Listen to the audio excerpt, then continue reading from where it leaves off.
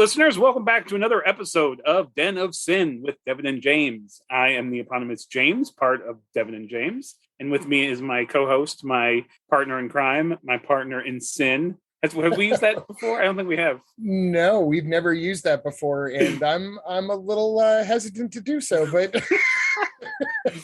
but I'll let people. I'm secure enough that people can believe whatever they want. If they want to take that into whatever, that's fine. I'm secure in who I am. How you doing, Devin? I'm doing okay. Yes, I am the Devin part of Devin and James. Been okay. Not a whole lot to report, which I guess is good news. I don't know what good news is anymore. Nothing went wrong since we last spoke. We're set for what I think might be our nerdiest episode yet. This is as film geeky as it really gets. I won't argue that. I even brought some nerd juice here to Mountain Dew. It's regular Mountain Dew, so it's not super nerdy. You have to get into like the other flavors. I don't know enough about them. Baja Blast is the only one I think I know, but my stepdaughter is addicted to Baja Blast, and it's become this secret thing that we do because, you know, it's caffeine and she's 13. 13 was about when my Mountain Dew problem started. And she only likes the Baja Blast, which just, I've tried all the flavors. I still go back to the original, but Baja Blast out of all of them just tastes like the original mixed with Scope mouthwash to me. I can't do it. But whenever I go to the gas station to pick up a few things, they always have a deal for 2 Mountain Dews. And so I'll walk into her room and say, hey, who's your friend? And at first it took her, you know, she was confused. I don't know. I got lots of friends. But now when I walk in, she's like a crack addict. She's just like, Devin's my friend. I love it.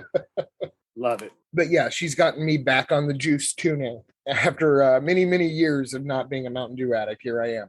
Anyways, a little setup for today's episode. I think we finally found a name for our top 5s. We've been texting back and forth about this a little bit because pretty much anything with the number 5 in it is going to sound like a top 5. Like we were picking our 5 favorites, which is specifically what we're not doing. We're just picking 5 of something that we feel like talking about, and our favorites are bound to end up in there. But not always, not necessarily. And we'll actually get to that as a specific example at some point later, possibly. But we've decided to call them grab bags. It's a little movie grab bag. If you're interested in learning about the topic that we're discussing, you could do a lot worse than the 5 that we pick to use as a starter kit. So we'll have our double features, our grab bags, and our deep dives, if that's not too confusing to people. And hopefully that'll streamline our scheduling process too and reduce some of our research hours. So James, do you want to go ahead and tell people what the topic for our grab bag was this time around? Sure. So we each chose a specific film character, a character that has obviously appeared in more than a few Hollywood films. The case of both of our characters, TV and film. You chose the Raymond Chandler, the quintessential dick, the quintessential Seamus, the quintessential Private Eye, Philip Marlowe, you know, classic film character. I went with another literary character turned film icon, Bram Stoker's Dracula. So didn't even think about that till I just said that they both have sort of, you know, which is usually how that goes. Characters that created outside of film seem to have more life in film than characters created specifically for film. In the case of Philip Marlowe, multiple novels about the same character, so there's a lot of source material there. I will say up front, this was going to be an episode where I'd intended once again to do a lot of homework. Philip Marlowe, character who I was, you know, very familiar with just as his pop culture legacy, but hadn't seen an extensive amount of his films. My plan this week was to watch pretty much everything that I could. Didn't happen. In fact, I didn't even get to revisit any really of the films on my own list, just because of, you know, on the opposite view, I've been, in fact, this past week, when nobody who works with me, I hope, listens to this podcast, but I played hooky from work. I needed a personal day. And my family and I went to the river when we went to the Guadalupe River in San Marcos, Texas. And I literally just sat on the river in an inner tube, you know, and then floated down the river at one point. And I have been so busy nonstop that I almost started crying out of sheer the comfort of having nothing to do, just relax or whatever. So I've been super busy. I'm a few pages away from finishing a children's book and all these different things, and then, all sorts of work stuff and life stuff. But I really wanted to do a bunch of research. Haven't done it, but I think at least two of the movies that unless you change it, two of the movies in your list I'm familiar with. So I'll have at least something to add as far as the character itself. But yeah, anyways, weird side tangent, but we're going to start with you, Devin, right? We're going to let you kind of get into your 5 performances, specific actors who have played Philip Marlowe in specific films. Why don't you take it away from there, right? If that's a fine enough introduction for that. It certainly is. And I'm glad you got your inner tube moment, man. You I needed that. It. Before we get into Marlowe, I do have a couple of other characters here to list off that fall into our theme. Our theme, like James set up, was 2 film characters who have been played by at least 5 different actors. And there's quite a few of them. Obviously, there's Marlowe and Dracula, which we're doing, but I think James Bond is one of the ones that a lot of people would think of. Sherlock Holmes actually is the winner with the most. Really? Yes, there have been more Sherlock Holmes on screen than anybody else, and Dracula was a second. Dracula was second place. I thought Dracula would have beat Holmes, but that does make sense. That does make sense, actually. Narrowly beats him out, and I think that maybe that speaks to the good of people. I mean, I personally prefer Dracula to Sherlock Holmes any day, but it would say something, I guess, if the most often repeated character in film history was Dracula, was a villain. But, Robin Hood, we all know. Jane Austen's Elizabeth Bennet from Pride and Prejudice. All of the Little Women. Poirot, Scrooge, Dr. Frankenstein. Batman and the Joker are both on the 5 list. Superman just barely got to the 5 list with Cavill. Tarzan. I mean, if you added TV, he's had like at least 4 different actors play him on TV, at least 4 them coming up immediately just for TV, but this is a film podcast. So. Big screen, yes. And George Reeves does count for big screen because he did do a movie, Superman versus the Mole Man. Godzilla. Godzilla has had 5 different actors. And then there's real life figures. Those are all literary and comic book figures. Well, I guess comic books are still literary. There are historical figures too, like Washington and Lincoln, Joan of Arc, Queen Elizabeth I and II, Elvis Presley, and of course Jesus have all been played a number of times by a number of people. It's funny. I think I've mentioned on this podcast, I've mentioned it multiple times that I'm not spy espionage films aren't necessarily my favorite my favorite genre. But I do especially like 60s Bond. But I think that'd be a really interesting one because unlike a lot of the other actors who've played Bond have people are it's almost like, Star Trek Captain fans. Like people who are fans of one actor are very loyal and diehard about that specific actor and get really, upset if you dare mention that another actor's portrayal is your favorite. It's a very contentious thing that the James Bond actor, and I think the films themselves, between going back to the 60s to the reinvention of James Bond in the last few years, is interesting. So even though there's not necessarily, I'm not a big fan of the all of the films. Weirdly enough, Roger Moore is still my favorite. I know that's sacrilegious to most people, but he was the one that I watched as a kid. And A View to Kill was my first one, so that was my first. I mean, you got Duran Duran and you got Grace Jones. I mean, that is my James Bond to me. But anyways, I think that would be Christopher Walken. That's right. But anyways, let's get into it because I know Philip Marlowe. Like I said, he's when you say Private Eye, I think most people, at least at our age or older, if you say Private Eye, people think Philip Marlowe. He's that kind of character. I think he's a character that most people know him, even if most people haven't really even seen a single film he was in. He's just that kind of character. Just like I know everybody knows Sherlock Holmes, but probably nobody's actually read. Most people alive have not read a single Sherlock Holmes, story from the original source material. But anyways, I will let you go into your list of Philip Marlowe's. All right, and I think you're exactly right on that. I think more people know the name Marlowe than know the actual work. I have read the novels. I actually I'd read a few of them, throughout my 20s and whatnot, but it actually became, because of a project I was working on, it became something that I really dove into at the beginning of the pandemic during those first few weeks when, seriously, you go outside and even the crickets were quarantining. The whole world just seemed quiet and spooky, and nobody knew what was going to happen next. I crawled into these Marlowe books as a way of researching for a project and just had a great time swimming those waters, man. They take place in Los Angeles, and they're contemporary to when they were written, which was largely the 30s and the 40s. He actually had his start. Raymond Chandler, the author, created Philip Marlowe in 1939 with his novel The Big Sleep. But he had actually been nurturing Marlowe in a way since prior to that. He had written several short stories that were published in magazines where the character's name was not Marlowe, but he was essentially Marlowe. And so when he made his first book, he finally gave that detective his true and forever name. Some of those short stories have even been made into things using the Marlowe name. And like you pointed out, he's been a TV star as well. It's not just movies. He's also been a radio star. There's some fun radio stuff. If you go on, even on Spotify, you can find some of it. All these old time radio stations, you can find some of the Marlowe stuff. And it's some fun theater of the mind stuff if you're into that kind of thing like I am. But Marlowe was kind of known and appreciated for being kind of the disenchanted American, you know? He was smarter than he lets on, lightning quick wit that gets him in trouble, definitely a smart ass, sometimes a little too trusting, frequently far less judgmental than he should be. He seems to be truly objective in the world in which he exists. And for whatever reason, the only people that ever come into Marlowe's world are assholes.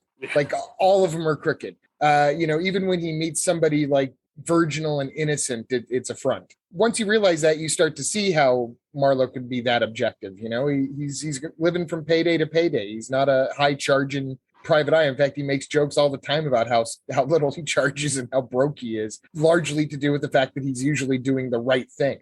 He hates divorce cases and usually ends up dealing with like blackmail and murder and protection and things like that. But yeah, it's fair to say that he is kind of the root of that trench coat and a fedora with a constant cigarette sort of image of early 20th century smartass. I'm not even going to call him a tough guy. A lot of people call him a tough guy. He tends to get his ass kicked a lot, but it's usually because he's a smartass. So right, yeah. I think he's more smartass than tough guy.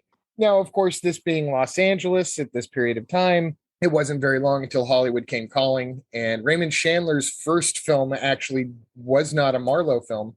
He co-wrote with Billy Wilder Double Indemnity, which is considered to be the first noir film. On his own, he also wrote The Blue Dahlia with Alan Ladd, which was an original noir film and not based on one of his original novels. And then he also co-wrote Strangers on a Train for Alfred Hitchcock. And I don't know too much about that, except for I'm pretty sure it's not Chandler's pet name for him when he called Hitchcock a fat bastard.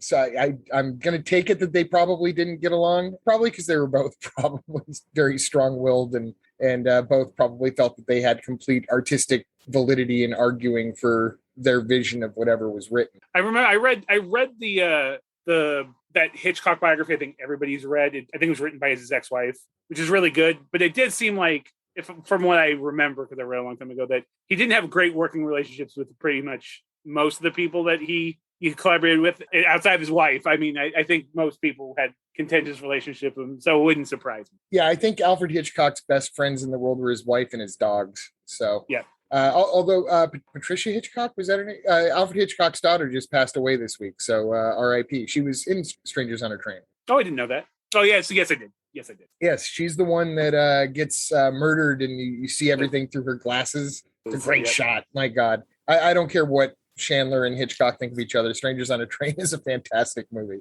Yeah, amazing. But to get back to Marlowe movies, the first Marlowe movie, this isn't the first one on my list, but the very first movie based on a Marlowe book was actually called The Falcon Takes Over, and it was from the series of The Falcon starring George Sanders, and it was an adaptation of the first book, Farewell My Lovely, or the second book, I believe, Farewell My Lovely. But they didn't know, they didn't think Marlowe was going to be a big deal, so they gave the story to one of their pre-existing detectives. The first time that Marlowe appears himself is in a 1944 film called Murder My Sweet. Now, this one, I've watched this a few times. I saw this for the first time, I want to say maybe 10, 15 years ago when I was living at my first apartment that was across the street from your brother. I got this in a box set of noir films and thought I'd give it a shot. And my God, I was bowled over. I had seen other Marlowe stuff before, but this was the first, and it stars Dick Powell. You ever heard of Dick Powell? I know Dick Powell, yeah. Yeah. For people who don't know Dick Powell, he's become kind of one of those forgotten movie stars. I mean, he was big in his day, but he was originally big as a song and dance man. He'd done like movies like 42nd Street, Hollywood Hotel, and then Gold Diggers of 1933, of 1935, and again in 1937. Liked Gold Diggers. And he recorded a lot of the original versions of songs that are still, if not popular today, at least known, like Tiptoe Through the Tulips. And, Plenty of Money in You, which I think was probably the biggest by Tony Bennett in the Swinger soundtrack. But anyways, Dick Powell had been trying to escape his song and dance image, and he really lobbied to get the Fred McMurray role in Double Indemnity, and he lost it because nobody trusted that the song and dance man could be a tough guy. And he finally landed it at RKO with Murder My Sweet. He had to make a deal with them that if he did this movie, that he would continue to do musicals exclusively for RKO. And the movie went over so well, he never did another musical again. Or if he did, it was later career. But he really established himself as his own star at that point, which is really cool. He did play Marlowe again in a TV show later on and went on to do some directing. And he was in The Bad and the Beautiful, the movie I talked in our last grab bag about movies on movies. Really underappreciated actor from his period. His Marlowe, apparently Chandler didn't like his casting. It was, I mean, at the time, you got to imagine it was like Michael Keaton being cast as Batman, or Tom Cruise being cast as Lestat, Chandler ended up becoming a big fan of Dick Powell because of this movie. And he ultimately ended up staking his claim to the best Marlowe being the next guy, but I'll get to that in just a second. But Dick Powell did really actually do a great job of changing minds, and he's so natural in it. And he has, I don't know, he just kind of has this the charisma of a song and dance man. The way he moves, he kind of glides, and it's not in a dancey kind of way. Although at one point he does hopscotch on these checkered tiles in this big gallery in a mansion. And the femme fatale's looking right at him. It's just he doesn't care what anybody thinks when he sees these checkered tiles. He's going to do hopscotch across them. It's just one of the things I love about Marlowe. He just doesn't care what people think of him. When I watched this again recently, it actually dawned on me that this version of Marlowe, to try to get it to paint a picture in people's heads, if they're not able to check this out, it was almost like what I think Harrison Ford's version of Marlowe would be. A little goofy, a lot of smart ass, and able to take a few punches, but not all of them. Like that. And it also actually has, there's tropes through almost all of these. And one of the tropes in great detective stories from this period is the detective being drugged. And that happens frequently to Marlowe in all of these movies. But I actually think this movie, Murder My Sweet, has the best drug sequence. And it's the first one. It was just really interestingly shot. They've got him, and they've shot him up full of heroin, and they keep him for 3 days, and they keep on pumping him with heroin. The idea being to get him addicted and get him telling some sort of truth. They're looking for a necklace, and they think he knows where it is. And it was really cool to see the director, Edward Dmytryk, take this seriously and to not make it silly and trashy. And it's laughable because it's a drug scene from the 40s. But it's still really creative. Shots of Marlowe's hallucinating that he's in a hallway, but there's no walls around this hallway. There's just doors, and the doors are getting smaller. As he goes through one door, he gets to another door, and it's smaller, and so on down the line. And he has to open the door and then close it behind him. And then the doctor with the syringe is coming behind him, and he just wafts through the doors like a ghost. And that's actually pretty clever for a drug sequence of that time. In that era, yeah. And actually gives me one of my favorite Marlowe kind of it's a little too long to be a line, but he's narrating the story because frequently these have narration. Narration, yep. But as he's coming out of his fog, he says, "Okay, Marlowe," I said to myself, "you're a tough guy. You've been sapped twice, choked, beaten silly with a gun. shot in the arm until you're crazy as a couple of waltzing mice. Now let's see you do something really tough, like putting your pants on. That's amazing. Such great delivery. If I always knew what I meant, I'd be a genius. That's another really good line. If you ever get a chance, check out Murder My Sweet. And one more thing about that title. The name of the book is Farewell, My Lovely. And the name of the film is Murder My Sweet. Now, the reason why they changed the name is because they ran this for test audiences who found out there was a Dick Powell movie playing down the street called Farewell, My Lovely, and were quite upset with the body count in it, considering Dick Powell was a song and dance man. So they titled it Murder My Sweet, which is a delicious title in and of itself, so that people would at least know that kind of what they were walking into. Yeah, because Farewell, My Lovely could have sounded like any Busby Berkeley style. Like, yeah, absolutely. I get it.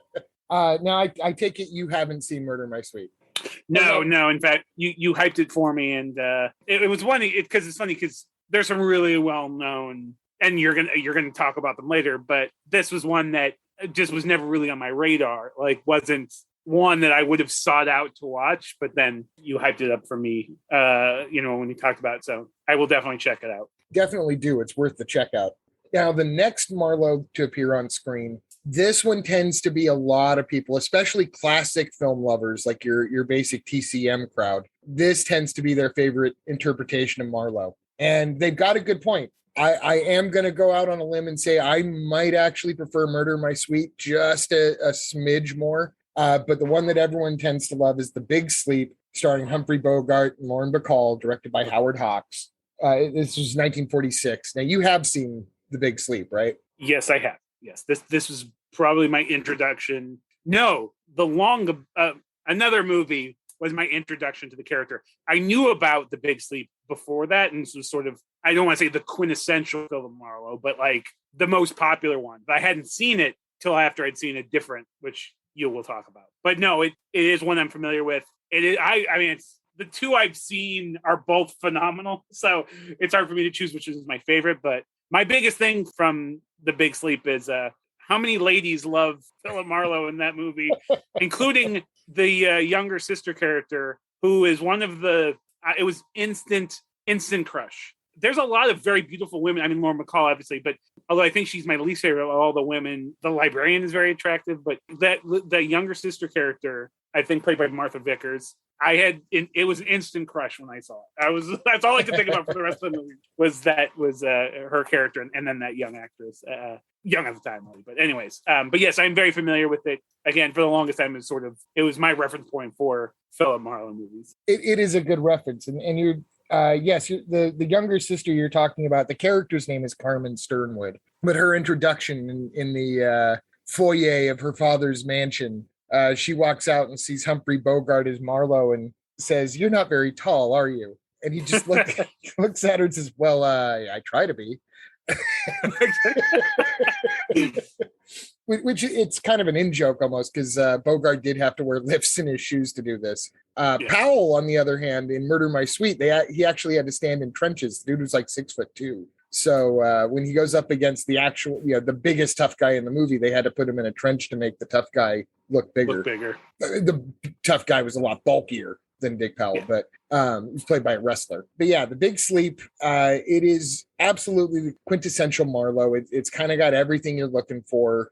It also has something of a storied production. The great Howard Hawks hated the fact that Humphrey Bogart and Lauren Bacall were becoming a thing.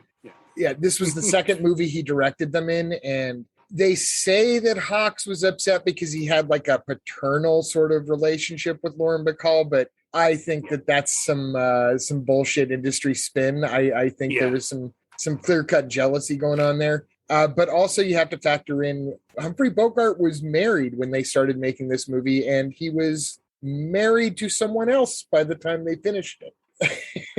Bacall and Bogey were an affair. And by all accounts, I mean, if you go back and you read even Frank Sinatra's book, books about Frank Sinatra, you'll hear stories about the bickering Bogarts and how much they just kind of loathed each other. So of course, I don't blame Bogey for falling for someone else. I do think that with some 2020 vision on it, their age difference is phenomenal. She was like 19 and he was 40 something. That's right. So at the time, this was considered the height of romance. But by all accounts, including Bacall's own, it was a true love affair, and they were together till the day he died. So, and I don't mean to be. This is going to sound rude, but I will say that Lauren Bacall is the oldest looking 19 I've ever seen. She looked like she. And that's not an insult. She just looked like she was in her late 20s in that movie. She looks like she came out of the womb smoking and going, "Wow." That's right. Exactly. Talking about whistling or whatever. Yeah, exactly. Change my diaper.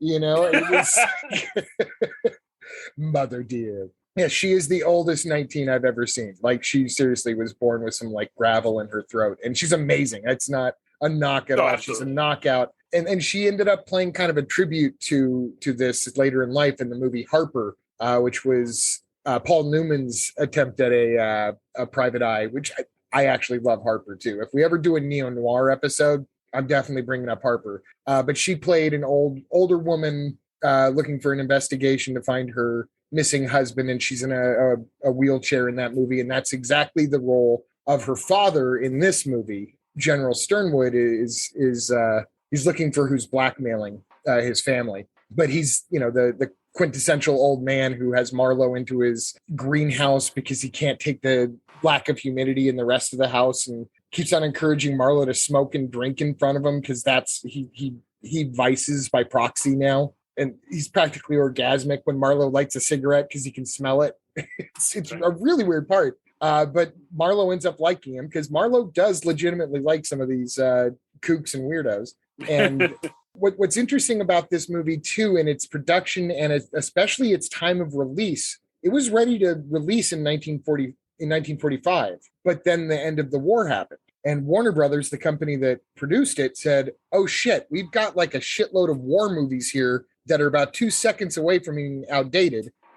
So they spent the rest of the year releasing their back catalog of war movies so that they could have the slimmest chance of relevance. And in the process of this, one of those movies was a Lauren Bacall movie that she had made after The Big Sleep, and she got horrible notices in it. It was one she did without Bogart, and I can't even remember the name of the title. It's not one that I've seen. I can't vouch for whether she's awful, but for whatever reason, the critics were really hard on her. And so the studio went into a panic, and they convinced Howard Hawks to go back and reshoot major segments of the movie and to shoot brand new scenes involving Lauren Bacall and to make her character bigger. And by that point, Bogart had left his wife and was full on with Bacall, and this was completely in the newspapers. So it just made commercial sense to play them up. It works. It feels organic. It's not tacked on, but there are documentaries you can find that compare the two versions. There's a 1945 version that was shown once for our military boys overseas before the war ended, just like a sneak preview sort of thing. And somebody found that, I think, in somebody's garage or attic or whatever. And they compare it to the 1946 version that did get released, and you can see the major differences. And there's even like one of the people that gets killed in the movie, the revelation that solves that murder was cut from the 1946 release. But another thing that was interesting, it's actually about that particular death that one version had the explanation and the other one did not. When they were working on the script, the screenwriters on this were William Faulkner and Lee Brackett, which, how is that for a pedigree? Lee Brackett's name will come up again too. She not only did she do this, but like she went on to do Empire Strikes Back, as her last script. So she has an incredible career in front of her. First off, Bogart wanted more tough guy lines, so he went to Faulkner because he felt like Lee Brackett was probably softening up the Marlowe character. Comes to find out that Faulkner is the softie and that Lee Brackett was getting stuff ripped out of there because it was objectionable.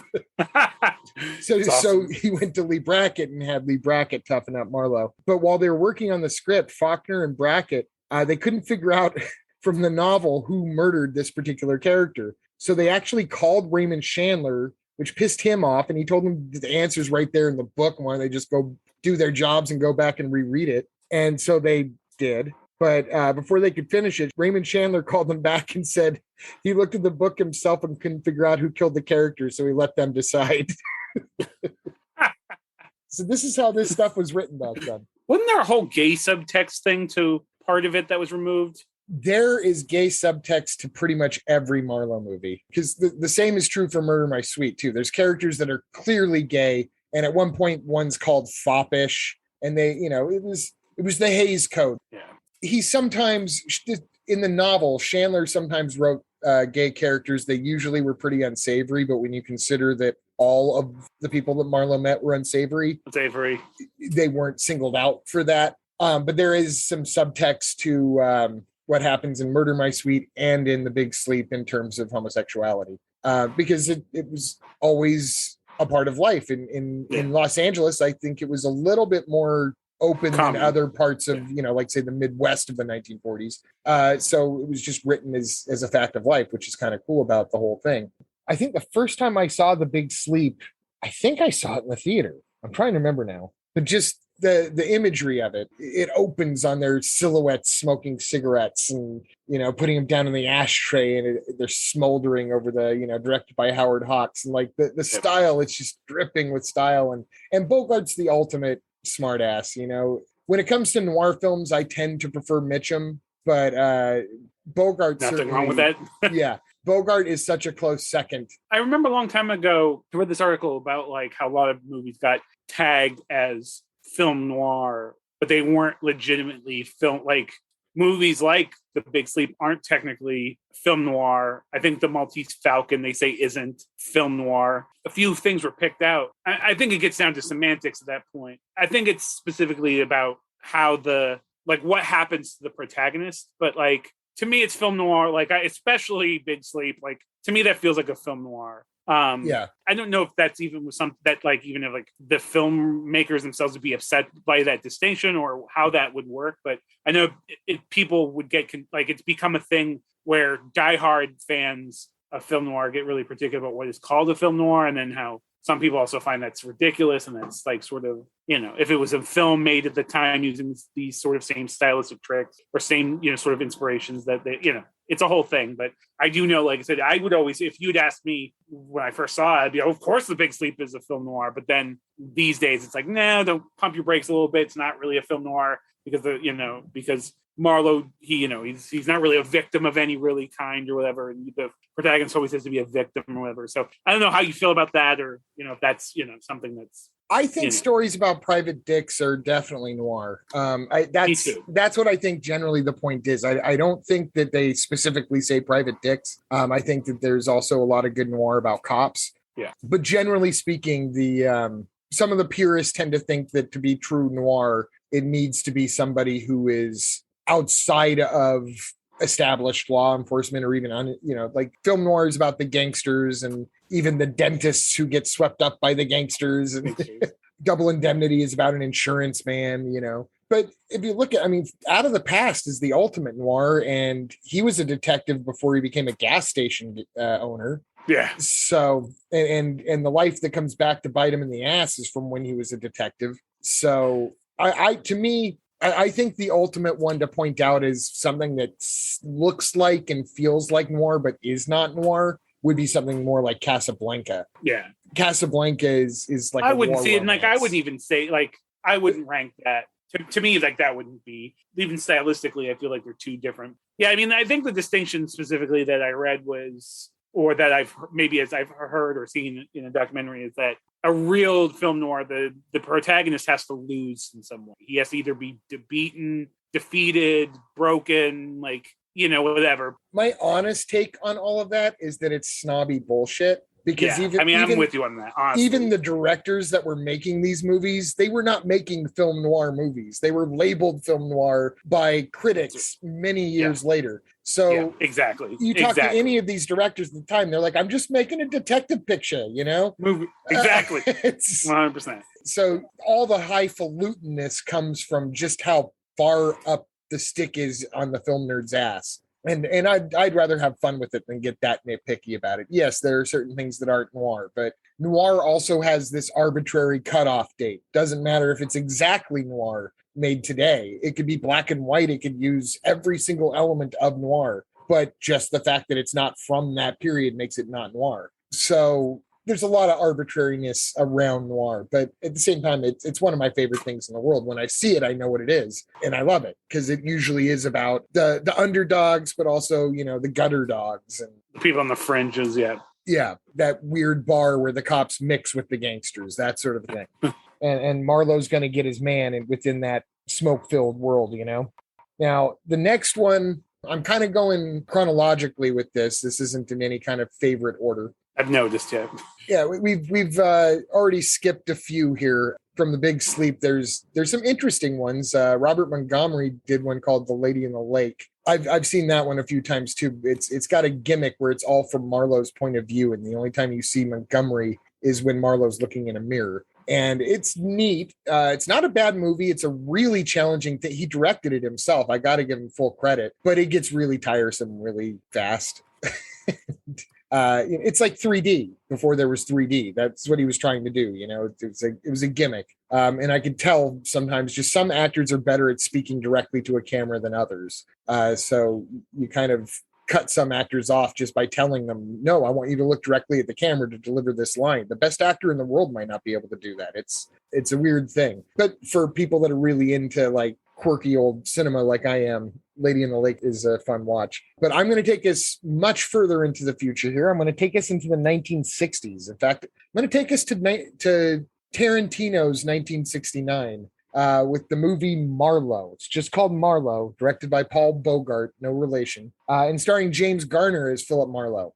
This one is based on the Marlowe novel, The Little Sister, if anyone's trying to keep up with the novels. But it's the only movie named after the character. This one, I had never seen this until, about that same time at the beginning of the pandemic when I was researching for something else. I had known about this movie, but I had never gotten around to seeing it because it's just not generally available. I don't recall a video box of this. It's not on Blu-ray. It is on a DVD, but it's, you know, very bare bones. I was able to rent it, or I was able to, actually, I purchased it. You can rent it on Amazon or any of those places. It is available. The print is in desperate need of someone who loves it. It looks like nobody's cared for it in a long time, but somebody needs to, because this was one of the inspirations for Tarantino's Once Upon a Time in Hollywood. I think this was even played. I vaguely remember now when Once Upon a Time came out, Tarantino filled the calendar for the months surrounding the release of the movie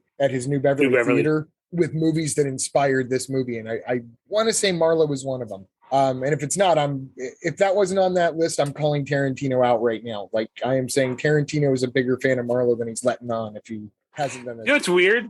Roundabout, like I saw my first, I mean, I don't even know if it's honestly, I think it's more of a noir adjacent, but I saw the French film Elevator to the Gallows at the New Beverly, which, I mean, it's definitely felt like a French noir to me. And I think it was sort of, at the time it had gotten either cleaned the print or something, because I remember it being, so I was out in LA by myself and I saw they were done. I was like, oh, that's that film I wanted to check out. So I have the New Beverly. So weird little, I don't know, just felt like that was weirdly coincidental when you mentioned the New Beverly. If you're ever in LA, check out the New Beverly. It's owned by Tarantino now and has been for a number of years, and plays the kind of movies you would expect Tarantino to play on nothing but 35 millimeter, no digital projections here. I used to go back in the day before Tarantino owned it. Me and Luke, I haven't seen Luke in a long time. I actually kind of miss that dude. Every time we went out there, it was wonderful. We saw Kubrick double features. We saw a double feature of The Great Escape and Magnificent Seven. That's a good double feature. Oh, yeah. A Woody Allen triple feature I went to see once.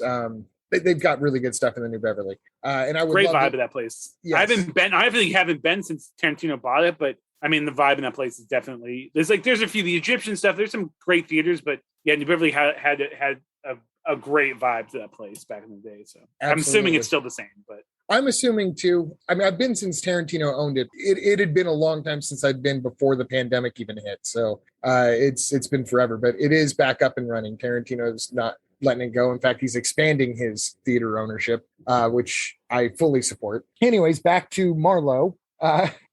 James Garner is the perfect Marlowe for the 60s. He really is. He's got that whole smart ass thing down. You feel like you could maybe take him in a fight, but he's going to beat you in a battle of the wits. And he's going to put up a good fight too. Garner's not a small dude. But another thing that's really interesting about this movie is its cast beyond James Garner. It's Garner, Rita Moreno is the femme fatale, Carol O'Connor is his police buddy, Archie Bunker. Jackie Coogan, better known as Uncle Fester, is one of the major characters in the first scene or two. William Daniels, also known as, was it Mr. Feeney from Boy Meets World? I didn't really watch that show, but I knew him as Kit from Knight Rider. And of course, later on, The Graduate and things like that. And it's also the first American film featuring Bruce Lee, which is another connection to Once Upon a Time in Hollywood. And this is one of those rare moments where Bruce Lee is using his own speaking voice. He was not dubbed. He's also wearing his own wardrobe, so you get to see kind of Bruce Lee in his natural environment, which is, I'm sure, how that Bruce Lee sequence ended up in Once Upon a Time in Hollywood. Say what you will about that particular portrayal of Lee in the fight with Cliff the stuntman. In this movie, he's a villain, so he's got all that kind of badass, smart ass charisma that you see, but at least he's playing somebody else. It's not meant to be a representation of him, and it is admittedly fun to watch Bruce Lee go up against James Garner as if they are like in any way physically matched. And the movie does a pretty good job of Garner being self-deprecating enough to not be doing a very good job at fighting Bruce Lee. Unfortunately, the big scene that kind of concludes Lee's performance, let's say, does have like a little bit of a homophobic slant and is not. It's just one of those things, like you're watching it, you're loving it, and then like one little thing deflates it a little, it's like, oh, he made it a gay joke. Okay, now this is suddenly not nearly as cool, but the build up to it is still really cool. We should come back and do this one again sometime after you've seen it, because I would really love to discuss this movie and this incredible cast with you sometime. For now, I really want people to know that this movie exists and that you should rent it if you like that era of Hollywood. And you get to see, like, there's scenes on film sets in this, like there are in Once Upon a Time in Hollywood, because the case involves a famous TV star within the story. Just seeing that whole world, seeing Los Angeles in 1969, like the real version of it that was recreated. It's just kind of a kick. And I think that it offers more to modern film fans than it might have even have offered to film fans of 1969. Are you a Garner fan? It's funny. There's weird, like, I don't remember the show it preempted, or that it would come, not preempted, but the show that it would follow. But the Rockford Files used to come after a show. I don't know if it was Land of the Lost. I don't know what show it was growing up. But the Rockford Files would always come right after it, and I would be mad because I was like, oh, I think it was that thing where they do like an hour block. Maybe it was Gilligan's Island. Maybe it was some old show, but they would do a block, and I'd be, oh, it's on. And then the next thing would be Rockford Files. I'd be pissed because whatever. I wanted more of my Gilligan's Island or Addams Family, or whatever. So I used to have this weird grudge against James Garner because of the Rockford Files, because of that reason. But no, I mean, as soon as you see his name as playing that character, it's so like, oh yeah, of course he played Phil Marlowe. He has that exact energy. He has that sort of like world weary, smart assy, but still cool and very like, you'll never be able to really like outwit him kind of vibe. Yeah, he's quick-witted. So you know that he's going to outsmart you because he's quick-witted. If he can come up with a joke that fast, then he's gonna best you mentally. That's right. On paper he's perfect. When I saw that he was had played Phil Marlowe, I was like, oh yeah, of course. That doesn't surprise me at all. He's sort of like nail on the head. Very, it's like it's almost like I said, a no-brainer. That was the word. That was the phrase I was trying. Right. It's a no-brainer. It really, and he was really the Marlowe for the '60s, and they got to be a little bit more. I mean, there's hippies and joints, and he's in that world now. He's out of that sort of bootleggers world of Bogart and Powell, and some people are very upset by. I know that. Some people. I understand what they're saying, and I want to take them by the hand and sit them down and tell them right to their faces to shut the fuck up. Yeah, for real. I agree. This is Philip Marlowe. He can exist in other times, the same way Superman can exist in other times, that James Bond can exist in other times. He transcends that time frame. He's a character that, the world will always need Philip Marlowe as a private eye. Like, we need that objective smartass. Yeah. And it's like it's an archetype that's bigger than the genre or the specific novels. Even then, he's become an archetype that, you know.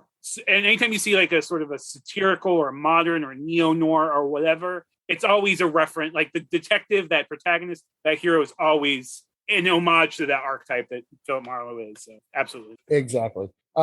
There are a couple of lines. I know I'm hitting the dialogue on these a lot, but I think that's such an important part of who Marlowe is, and that's probably why I picked him deep down as a writer, because I have a hard time of thinking of another character in film where his dialogue is such a crucial part of who he is, and that's my favorite thing to write is dialogue. But there's a scene when Garner has a woman walk in with a gun, and he keeps on talking, and she tells him to shut up, and he says, well, if that were a 45, I wouldn't argue, but a 32, I can get in a couple words.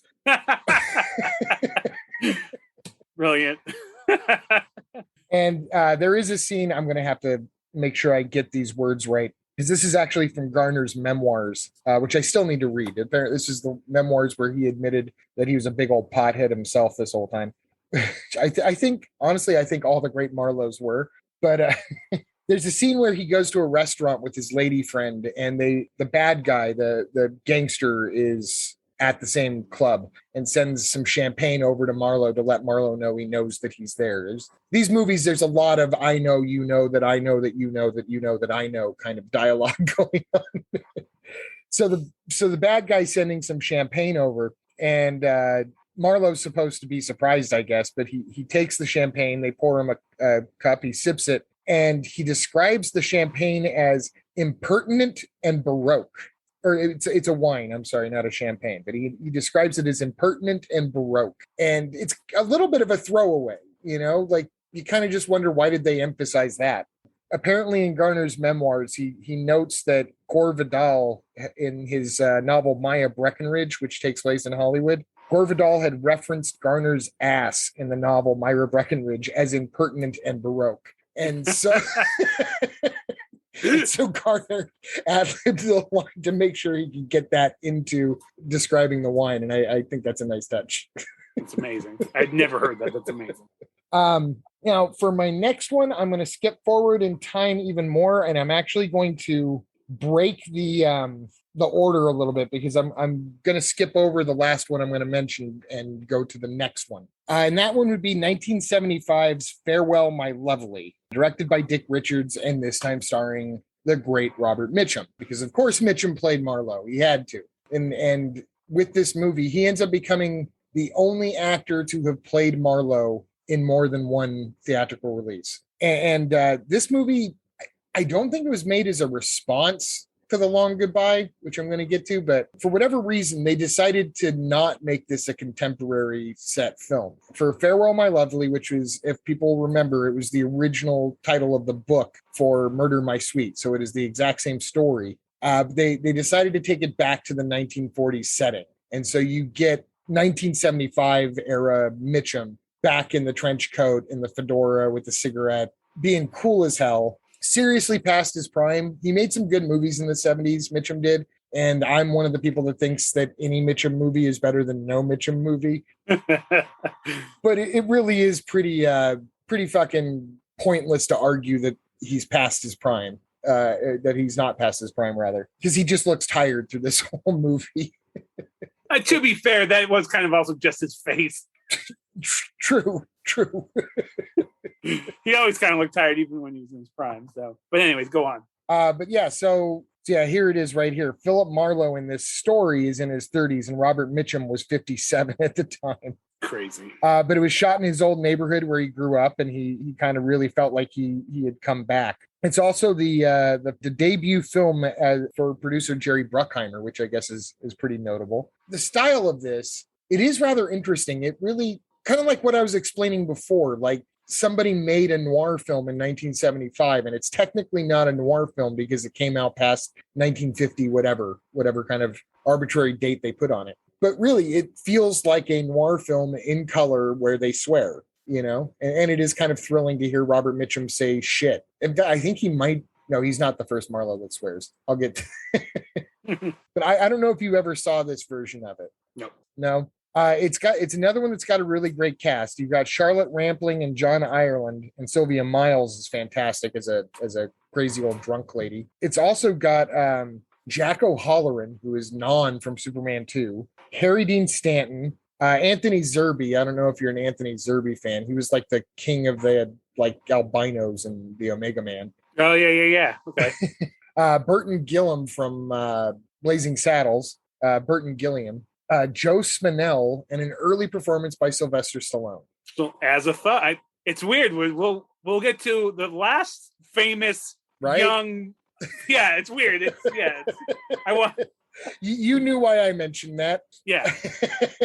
I promise to the audience it will have relevance in a moment, but at least Stallone has a speaking role in this. He's in it enough to be noticeable beyond just kind of being noticeable for his physique. It's funny though, because he plays a thug, but he looks really little in it. From the scenes I've seen, I'm like, oh yeah, he looks like he's not the biggest guy in the world, but he had a palooka face, so it makes sense. Yeah, and it was literally the same year that Rocky came out. My guess is that he shot this before then and then really bulked up for Rocky. So he was not that he didn't look like, I'm sure he looked like, Yeah, he was hired because he looked like a tough guy, but yeah, exactly. And he does. I mean, he just has that palooka face, but he's only like 5'8", 5'9", so he doesn't look like as imposing as other. Anyways, go on.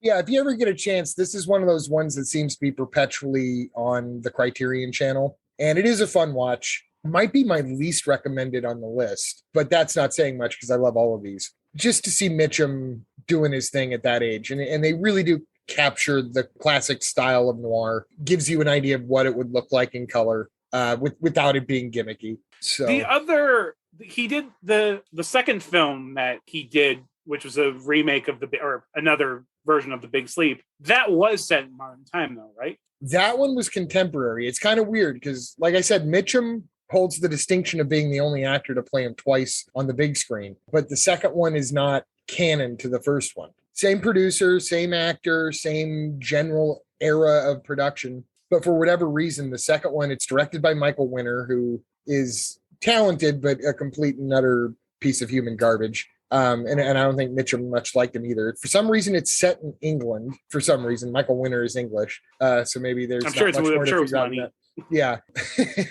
And in this case, James Stewart plays the old man in the wheelchair that likes to smell Marlowe cigarettes. And watch other people drink. Yeah, so notable for that, but really at this point, Mitchum was giving it the good old college try for Farewell My Lovely. By The Big Sleep, I think he was just doing it for the pot money. And I don't know why Jimmy Stewart did it. He must have just happened by to visit them on the set that day and said, "Hey, you want to play Sternwood?" It's not awful. The only way that either of these is available on Blu-ray is a double feature disc. So I wouldn't want the second one to scare someone away from buying the disc. It's worth having both of them, but there's a clear winner. Farewell My Lovely is easily the best one, and it is set in a period setting rather than contemporary. And it is set properly in the Los Angeles area, and probably has the best performance ever by Non from Superman 2. And that's counting his performance in Dragnet when he told Dan Aykroyd to jump on this and spin while he held up his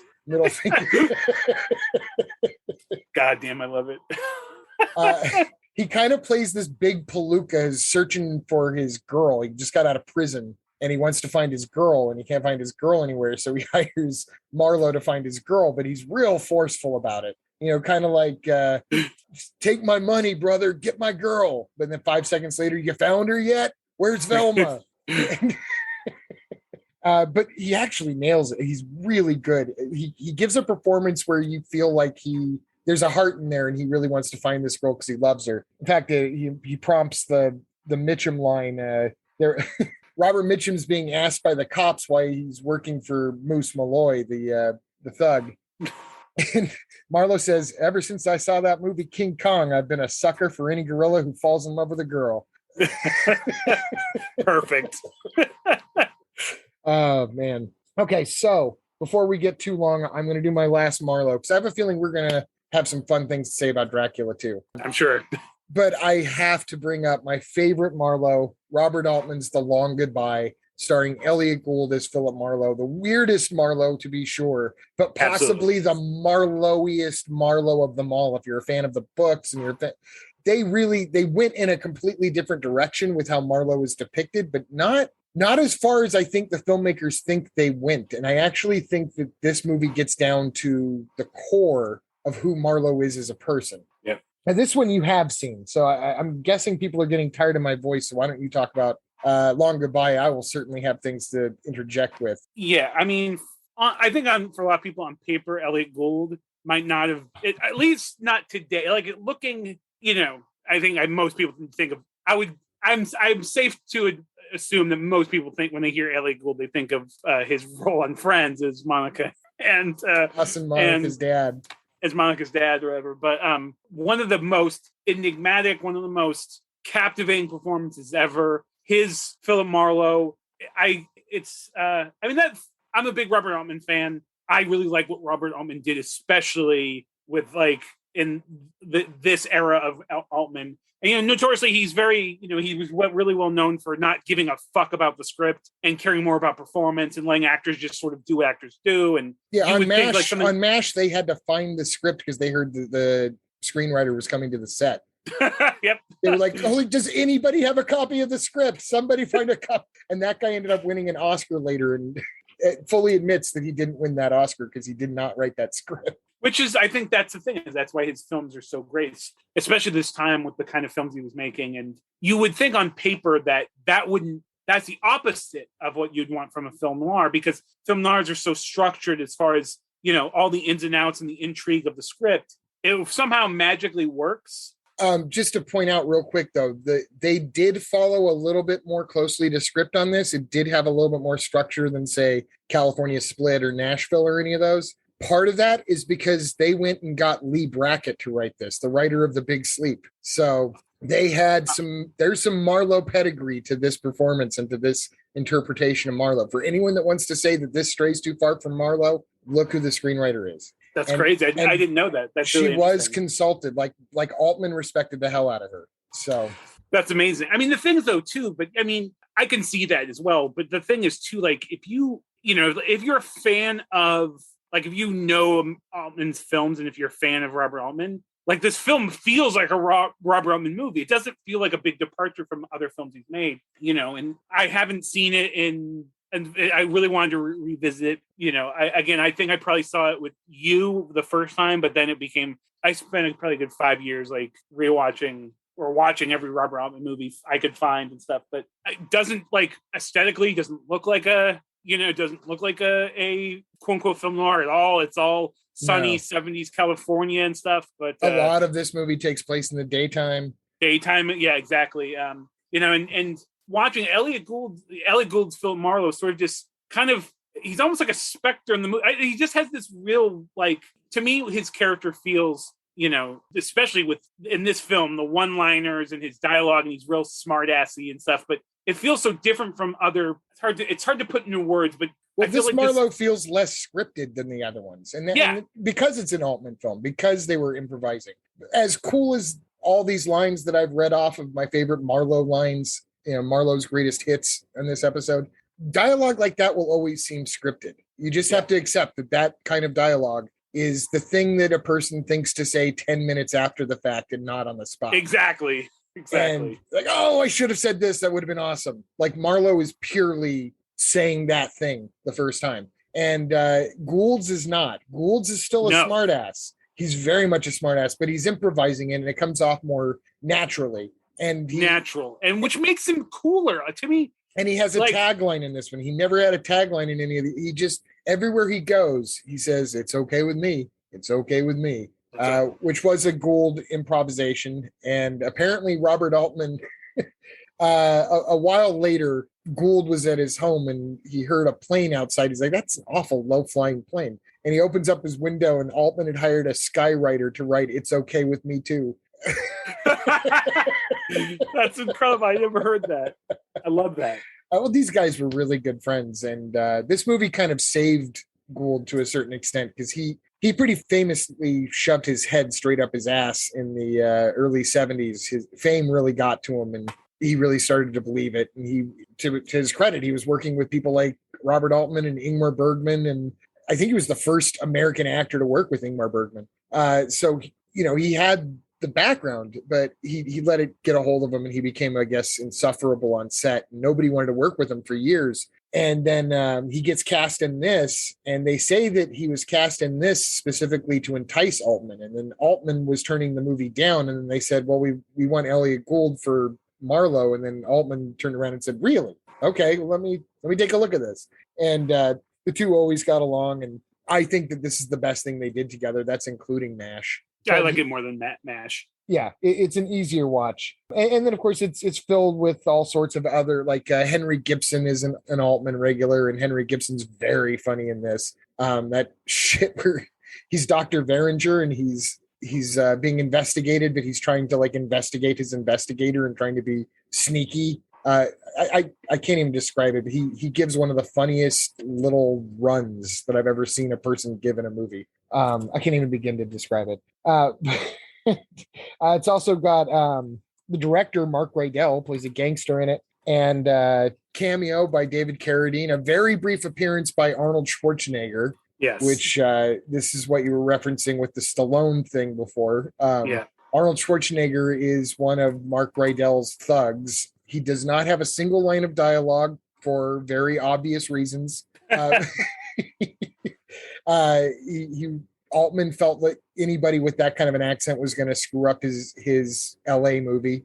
He's got like this funny little 70s mustache, and he's standing in the background looking tough behind Elliot Gould. And this is the one time, the 1970s was the one time in the American experience where Elliot Gould could look cooler than Arnold Schwarzenegger in the same shot. And I saved the best for last. I mean, there's Nina Van Pallant and Jim Bouton are good in this too, but really it's all about Sterling Hayden as the author, very Hemingway-esque in this movie.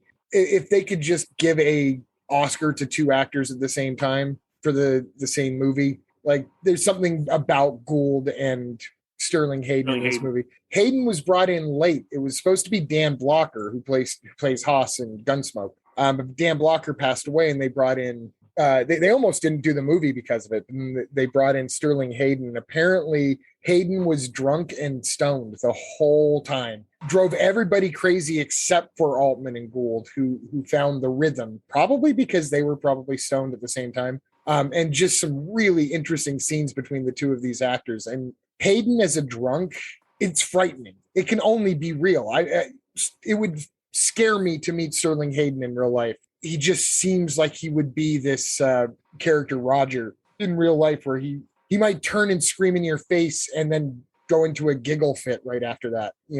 Like you just don't know where he's going to go. Just screaming at everybody, balls, baby, balls. Oh. Never calls Marlowe. He always calls him the Marlboro Man. That's right. Yeah. And Gould's the only one who smokes in the movie, apparently. I'm going to have to go back and confirm this, but I've heard Gould is the only character who smokes in the whole movie, and he's smoking constantly. And what it's supposed to represent is that he is Marlowe. He's a man out of time. He woke up in the 70s, and he's still this 40s detective. And so he's walking around, and he sees these hippies that live next to him, and they offer him some brownies, and he doesn't judge them. He just says, no, they hurt my teeth. And he walks away, and it's okay with me. Everywhere he goes, it's okay with me. It gets into like themes of friendship and all these other, like it's definitely a deeper Marlowe. I don't want to get too crazy into it because I think I've gone on too long anyways. But before I close out on Long Goodbye, I do want to ask if you know about the missing deleted scene that I would do anything to get my hands on. I don't. I may know it. You might have already told me this something about this is ringing, like you might have actually mentioned this past, but go ahead. I don't know. It's a scene that would have gone into the beginning of the movie where Marlowe's going to his office. This is the one Marlowe where you never see him go to his office. It's all in his apartment. But apparently a scene was shot. I thought doesn't he mention that his apartment is his office? I thought, no. I thought that was only been a... No, I don't think so. You just never see I think you just assume because you never see his office. But Marlowe almost always famously had an office where it's fame, exactly. with the big window in the door. That was the femme fatale would come up when the shadow would go across the door. anyways, there was a scene where he was going to his office, and apparently his office was in a building with a bunch of other detectives. And a buddy of Altman's visited the set that day, and they convinced him to do a cameo getting onto the elevator with Marlowe. And it was Steve McQueen as Sam Spade, as if he worked in the same office building, taking the elevator up together. And that was apparently that's where Elliot Gould came up with "It's Okay with Me." And so him coming up with it, we never get to see the real moment, but apparently it was to Steve McQueen's Sam Spade. That is amazing. That would have been that's crazy. So sort of like a movie where Marvel and DC come together. Exactly. This is literally like having like all of a sudden Superman is on an elevator and fucking Spider-Man gets on. That's right. You know? That's so crazy. What could have been. There are pictures that exist, which just makes the tease even worse. But I don't think that the footage itself actually exists. Man, that's crazy. Yeah, that's so rad. Damn it, that would have been amazing. Well, another thing that's really interesting about The Long Goodbye, and I guess perhaps it's two things. Well, first off, let me point out real quick, it only has 2 songs in the whole movie. That's something that it's kind of known for. It starts with Hooray for Hollywood and ends with Hooray for Hollywood, but every song within the context of the story is an original song written for the movie called The Long Goodbye. But depending on where you are in the movie, like at one point he's driving and it's a jazz song on the radio, and another point he goes into a supermarket and it's like Muzak. He even goes into a bar and a guy's singing it at the piano. At one point he goes to Mexico and there's a mariachi band playing it as like a funeral dirge going by, marching with the casket.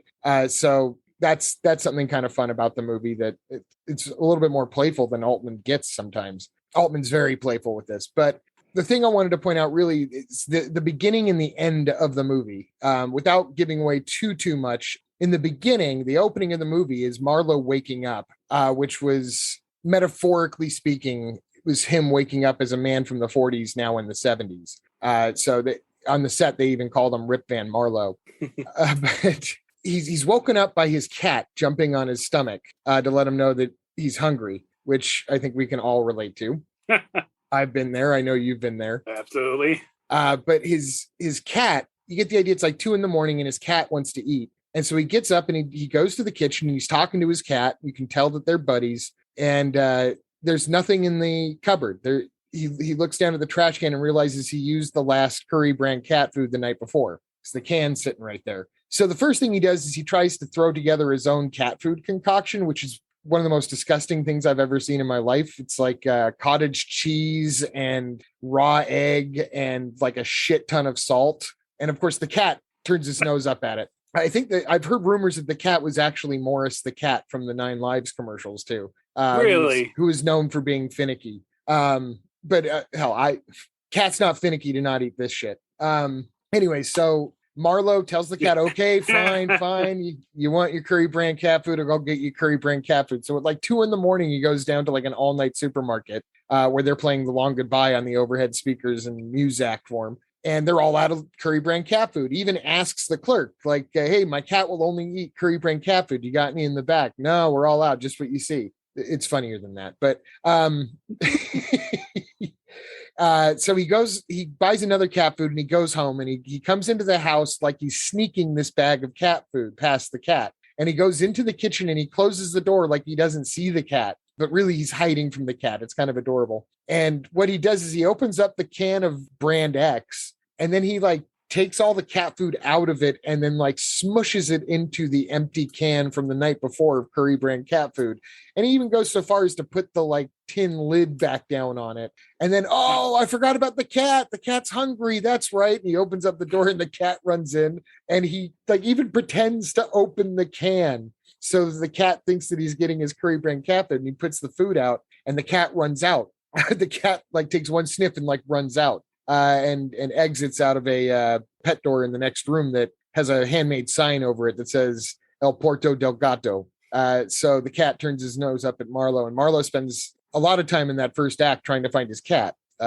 Whenever he has a moment to himself, he can't find his cat. It's like his last friend in the world. And the reason why I pointed out, besides just kind of being a funny story, and I hope I said it in a way that was you can see what I mean. But the reason they do it is to show that this is the length that Marlowe will go to for a friend. This is all the ridiculous shit that Marlowe will do to make his friends happy. And then, of course, within moments of the cat running out, his human friend, Terry Lennox, shows up. And Terry Lennox has like a scratch on his face that he says is from an argument with his wife. By now it's like 3 a.m. and Terry Lennox tells Marlowe he needs him to drop everything right now and give him a ride down to Mexico, which from LA to Mexico, it's like a 4-hour ride at least, right? At least, yeah. Because of course Marlowe drives a 1940s car. But Marlowe being Marlowe, he wants to see the best in people. And even though everyone he meets is a miserable human being, but he drives his friend down to Mexico. And this ends up becoming what the rest of the movie is about, because a crime has been committed and Terry Lennox is the prime suspect. And Marlowe just took him down to Mexico because he's a sap. I think the Mexico connection has something to do with the El Porto del Gato as well. So this brings me to the ending, which Lee Brackett wrote. It's a lot of Marlowe fans are really upset about this ending, where Marlowe, this is a spoiler alert for a 50-year-old movie. But I know it's probably not something a lot of people have seen. So, spoiler alert in 3, 2, 1. Marlowe ends up killing a guy. I'm not going to say who, but it was not in self-defense. It was not in a moment of peril. It was not a mistake. It was calculated. It was predetermined. Marlowe drove somewhere knowing this person would not expect to see him, would not expect him to shoot him, and shoots him after making a really cool line about his cat, just to bring it all full circle.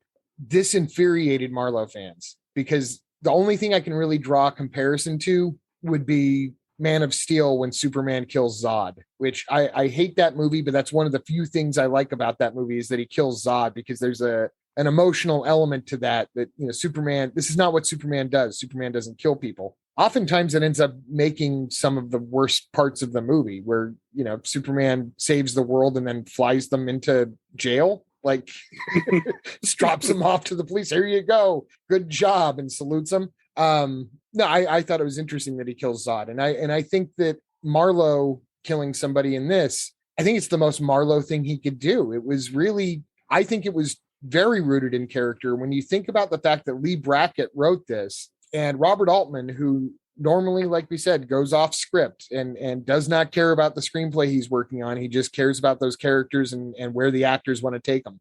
Altman had it written into his contract that United Artists could not change this ending. And Lee Brackett, to remind you, also wrote The Big Sleep. And when most people are talking about Marlowe, they're not talking about the literary character of Marlowe. They're talking about Humphrey Bogart as Marlowe. So a lot of people were upset because I think their idea of Humphrey Bogart as Marlowe would never do something like this. But it's literally written by the writer who gave Humphrey Bogart his voice in that movie. So I personally think that it's maybe the ultimate Marlowe movie if you want to get into the psychology of who Marlowe is. So that's The Long Goodbye. One of my favorite movies. I've seen it. I tend to watch it at least once a year. And the first time I saw it was at the Film Forum on a big screen. And everything about it just makes me feel good. It reminds me of the time. It reminds me of the kind of filmmaking I want to do. So yeah, it's okay with me. Yeah, no, I mean, you can definitely do way worse than The Long Goodbye.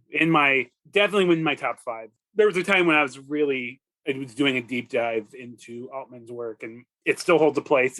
I would still put Three Women above it as far as my favorites, but it's definitely up there. It's, and again, Elliot Gould, such a perfect role for him. Which again, I think maybe not a lot of people would think Elliot Gould as this cool sort of, private eye character, and he's literally perfect in the role.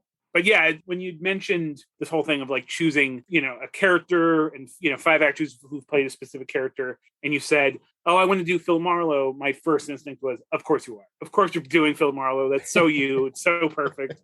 And you chose some amazing ones. I immediately, as soon as you said it, the first one came to mind. One, because I'm a fan. I definitely sort of have 2 feet in the horror world at most times. But I chose Dracula, and I actually chose him thinking, well, as far as I understood, he's the number one most adapted to screen literary character. That's why I was surprised to find out Sherlock beat him. Although thinking about it, I can sort of see there's a lot of Dracula movies. Not all of them great. Over 200 of these things. which is insane, which I didn't even know it was that many. And again, there are a lot of movies where Dracula appears. First of all, these are actually weirdly a lot of comedies where Dracula appears. Yeah. But there are also a lot of movies where Dracula isn't even the main character. He's a character in a movie. We'll get to maybe one of those on this list, actually. Sure. But, it's worth pointing out. I mean, Marlowe doesn't have a breakfast cereal. That's right. Exactly. That's exactly right.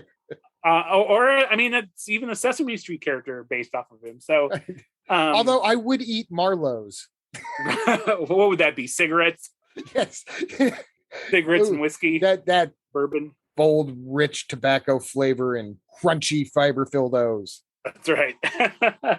Smoke rings. So I'm not going to start. I'm not going to do it chronologically. You sort of start chronologically, and then you sort of change the pace. But I am going to start at kind of the beginning. When doing this, I was specifically said I'm only going to do roles because this is how my brain works, where the character is specifically Count Vlad Dracula, not Count Orlok or other characters who are obviously based off of Dracula, but it had to be specifically named Dracula. There's some Dracula and Count Yorga. Exactly. So I'm going to basically start at the beginning, and what is ostensibly, in my opinion, the most important role in horror film history. I do not think it can be overstated how important Universal's 1931 Dracula was, and Bela Lugosi was specifically, to the future of horror films. At that point, Universal had never, they had done some thriller horror movies, but never ventured into supernatural thriller. That was something they didn't think actually could work. And then literally became a boom generation for literal decades afterwards of popularity, which just kept kind of reinventing. It would sort of have a moment of popularity, sort of die away, and then people would rediscover it and it would die away. And then it just, for like the next 30 years after Dracula, it just kept having a second life. First off, appropriate. Yeah, exactly, right? So first off, poor Bela, because Bela should have had an incredible career. And he did have an incredible career. I mean, I don't want to take anything away from his career, but he could have had a much bigger, more financially successful career, but it didn't work. He was typecast, and we'll get into some things later. But first of all, I'll also say that, well, obviously the Bram Stoker novel is an inspiration. Technically, the movie, and another movie I'll talk about, is an adaptation of the stage play Dracula, more so than the Bram Stoker novel. Famously, Bram Stoker was actually doing the role on stage when Universal decided to go ahead with this. You mean Bela? They didn't want him. Carl Laemmle didn't want him. First choice was Lon Chaney, who was very sick at the time. Secondly, they wanted Conrad Veidt, who had just done The Man Who Laughs, which is an incredible role, an incredible movie. He would have been really interesting too, but yeah, I thought that too when I read that. I don't know if it's the I don't know.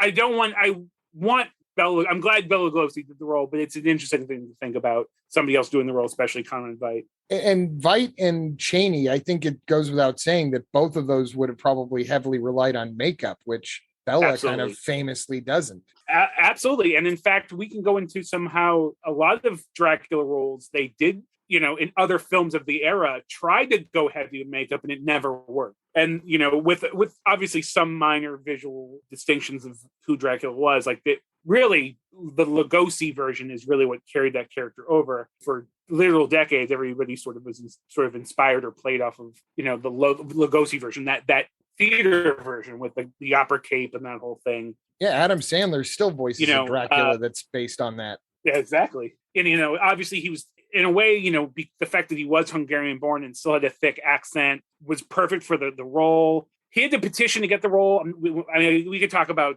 this, just even the production of this movie. This could be its own podcast. But through a series of events, he ended up getting the role. One of the things that got him the role was the fact that he very much underbid. And I think most modern people would be shocked to find out that for that role, he was paid $3,500 US, which is, even at the time, was nothing. Even in 1931, for an actor for such a huge role that made that studio, boatloads of money, it was nothing. And made that studio yeah, exactly. Absolutely. 100%, which is really kind of sad because he basically did this huge movie for them that put them on financial easy street for the next few decades, but they never recast him as Dracula until much later in a comedy role. Yeah.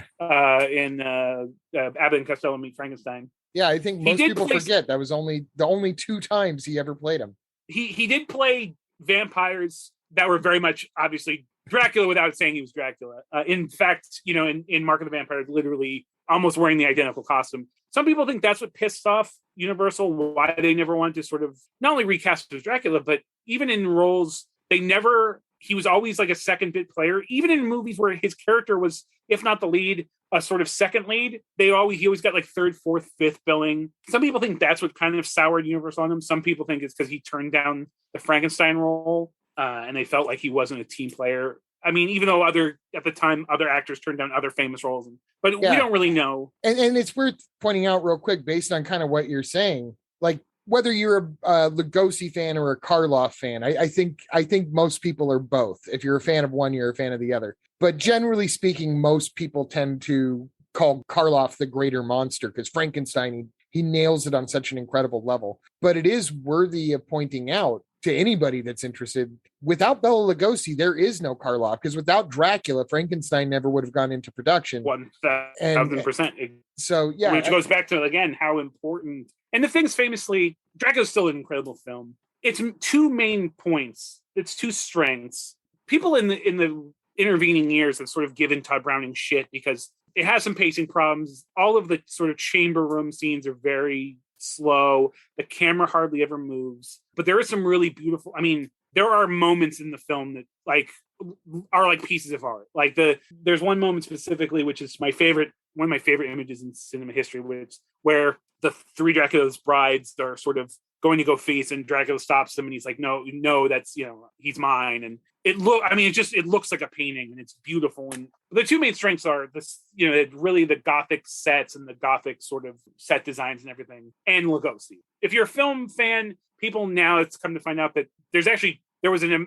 English version, the version that we all know, and at the same time, which was very of the day, what they would do instead of like just basically translating or dubbing, an English production with, Spanish or whatever, they would literally just film a second version of the movie using the same sets after, the English production was done. And the Spanish language Dracula has become very famous because in a lot of ways, it's a much better movie. It is. The camera movements are incredible, has more atmosphere, but what it doesn't have is fucking Bela Lugosi. And it's really apparent when you see that, not that it's bad, but when you see it, you really see what Lugosi brought to the role. His role wasn't honestly, like, even as a kid, the first time I saw it, I didn't think like Dracula was necessarily scary. He's spooky and he's a monster, but it's more of like the fact that he can hypnotize people, and he's very like, there's a weird, like, sort of, there's a romanticism to Dracula that most monsters don't have. And the other films have gone on to explore more and more deeply, and then we'll get into that later.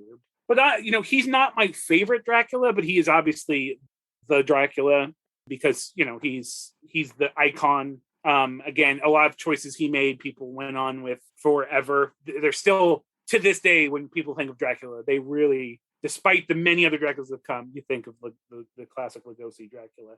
It wasn't super faithful to the novel. There's all these criticisms that people have now of it. Like I said, with Todd Browning's camera choice and the fact that, it's not a perfect movie, but it is a great movie. And I think I've said this before that, like, I feel like there's whole generations of people now who they love the iconography of the Universal horror movies. They love the characters. They wear T-shirts of these, but I guarantee you a lot of people, even in that realm, probably have never even seen the movies. Probably, unfortunately. And I feel like it's a disservice. I feel like the original Dracula, the original Frankenstein, Bride of Frankenstein, which is probably their greatest achievement artistically, The Creature of the Black Lagoon, which is my favorite, even though it's 20 years after.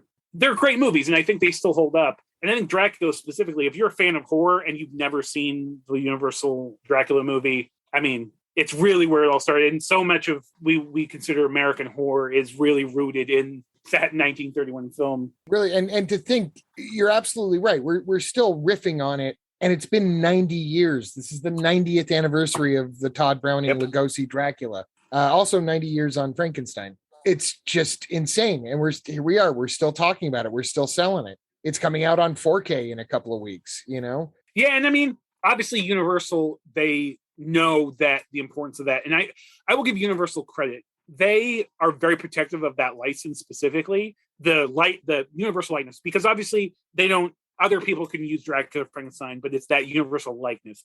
Dracula is in the public domain, hence over 200 Dracula movies. Exactly. but they're very smart. They've cultivated it, especially in the last few years. They are stewards of that franchise, of those franchises. And I like that they hold it to such high esteem, knowing how important not only all the Universal Monsters is, but specifically Dracula, to how important that film is to their existence. So yeah. So I will go with I'm going to go from Lugosi, which is the Dracula started all, to an actor who's performed the role of Dracula more than any other person, who, for all intents and purposes, I will say, I will go on paper say he is, I think, the best Dracula. And I'll kind of go in why in this, but with Christopher Lee. Now, obviously, Yes, I'm not going to go into, I can't go into every single Dracula because the dude played him, I think, 10 times. Yeah. Including outside of fucking, in fact, I think he even appeared, he appeared in comedy movies. Yeah, he has a cameo as Dracula in The Magic Christian, starring Peter Sellers and Ringo Starr.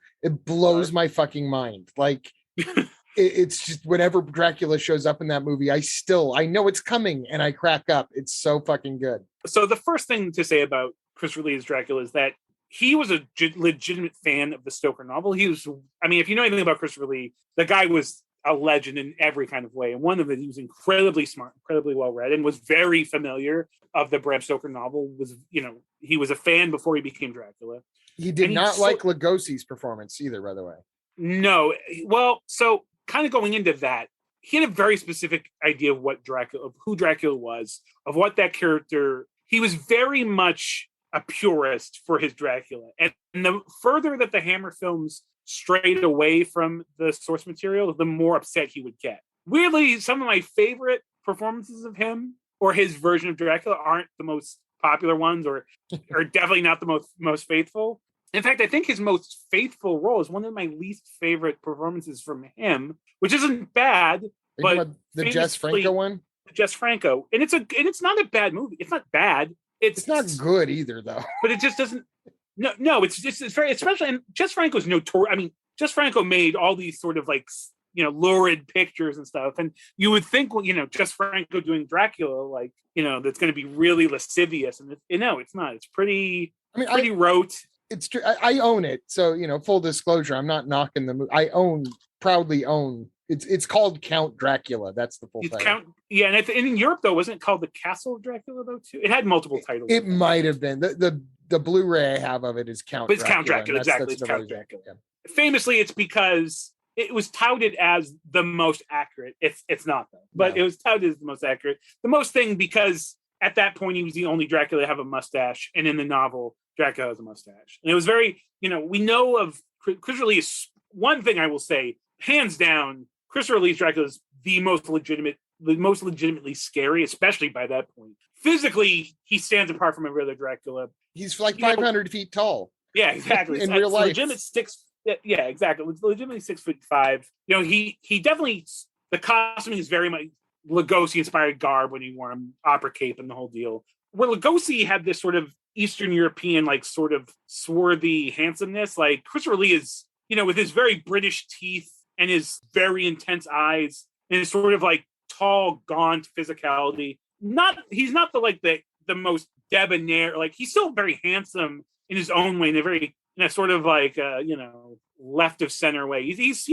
I would say he brought sexy to the role more than any other actor up to his time. Well, so that's the thing. So where Lugosi's Dracula was this sort of he had this sort of gentlemanliness, this sort of air, this regality and very haughtiness to him, and but in a romantic sort of a sensual way. Fucking Christopher Lee had this animalistic quality to him, which was added to the dangerousness of him. Because at one point, especially if for those of you people that haven't seen Horror of Dracula or just Dracula as it was released in England, he's very when he first appears, he's a normal guy. He's not there's no acts, no thick, vaguely Hungarian accent like that. He's just almost seems like a normal guy at that point. Almost unassuming. But when he goes full vamp in this, it's terrifying. And not just because of the crazy contacts they use and stuff. It's just Christopher Lee is turned in, has this animalistic sort of vibe. That translates to the sexiness of it as well. He's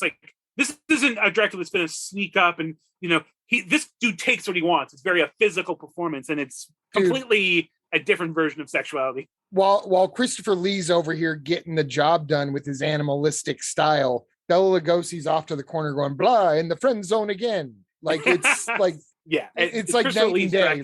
Like women seem to want to be bitten by Christopher Lee's Dracula.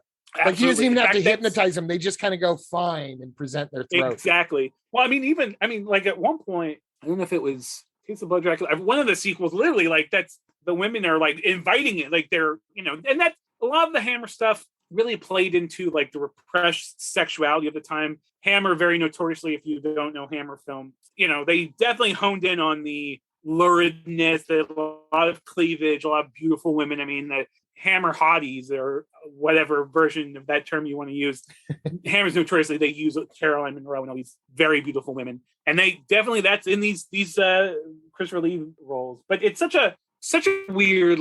He didn't want to play the role more than once. He was very much like, no, I don't want to be typecast. But because the studio knew how much money, just like Lugosi and making Universal a ton of money and really sort of helping them thrive, even more so with Hammer. Hammer was a much smaller British studio, didn't have the money that American studios had, and they rode that Christopher Lee cape to the bank. Like, they needed him. No shit. They would blackmail him to get him to come back. He would refuse, well, he calls it blackmail.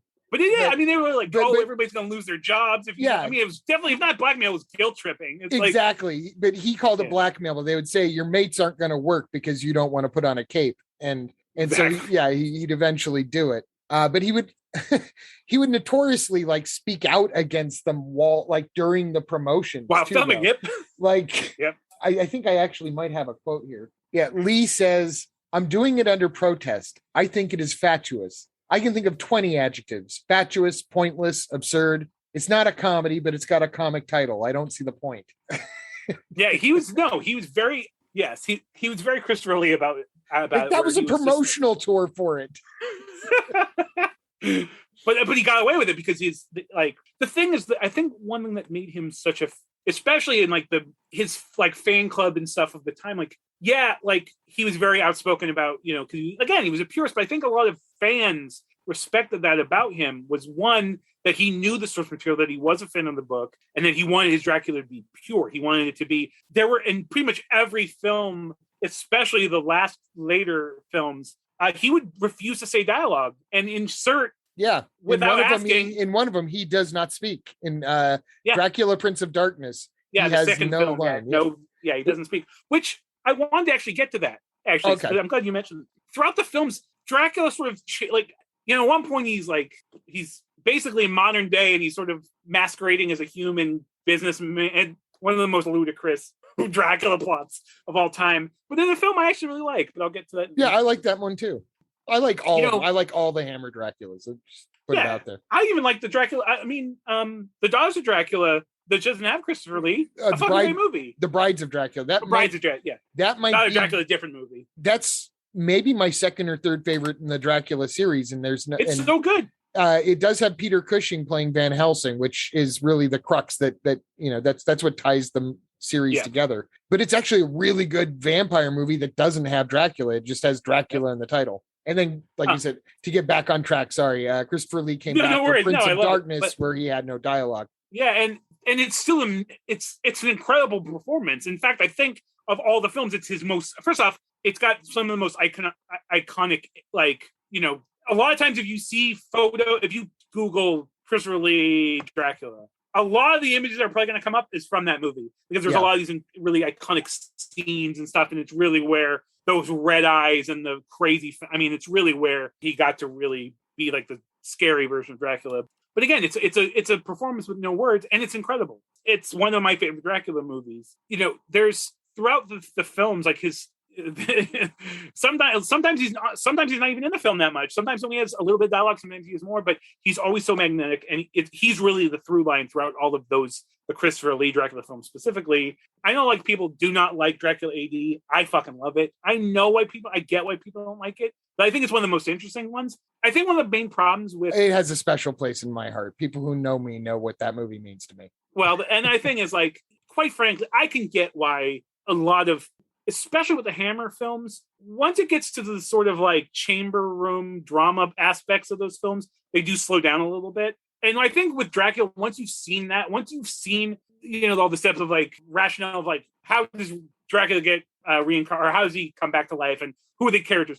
Once you've seen enough of that in that sort of Victorian, just seeing it in swinging 70s England it's just more interesting at that point, just because if you've seen them. There's some lost opportunities there. I will say it's Dracula AD 1972 is not perfect. I wrote my own version of a reboot of it to kind of make up for some of the, I think fans of Dracula who do not like that Dracula will like my version of it, because there's stuff to address there. Oh, absolutely. And the thing is, like, even with oh my god, I'm blanking on the one that it also takes place in modern day for the time, but it's not a direct sequel. The Satanic Rites of Dracula? Yes, thank you, which is before it. No, that was after. That was the sequel to AD 72. Yeah, that's right. Exactly. I'm sorry. You're right. Yes, 100%.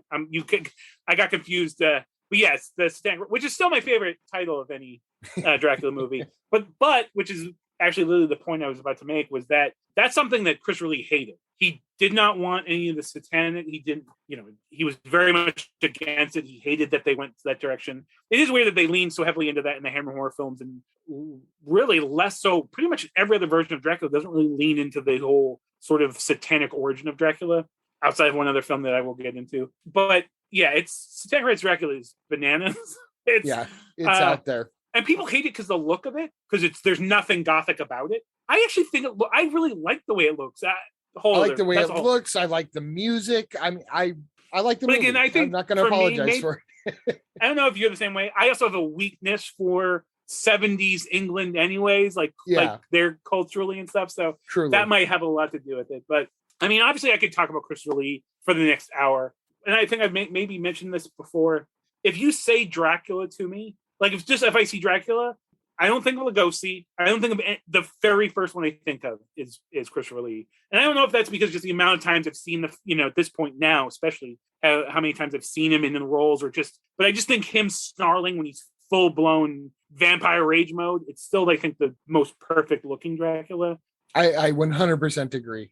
I'm going to go from there to, can I ask your opinion of something, a Dracula related thing here while we have a moment? Because I don't know if because the iconography, as you pointed out, does show up a lot in the Hammer movies, and it's in the Universal movies as well, and less so over the years. But can we agree that probably the dumbest story idea ever for a horror movie is to have vampires repulsed by the cross? Like, doesn't that just make them the weak? Like, I'm more scared of mosquitoes than something I can scare by holding up a cross, because the mosquito's not going to be faced. So I do have feelings with that. So it is it is inferred in the Stoker novel.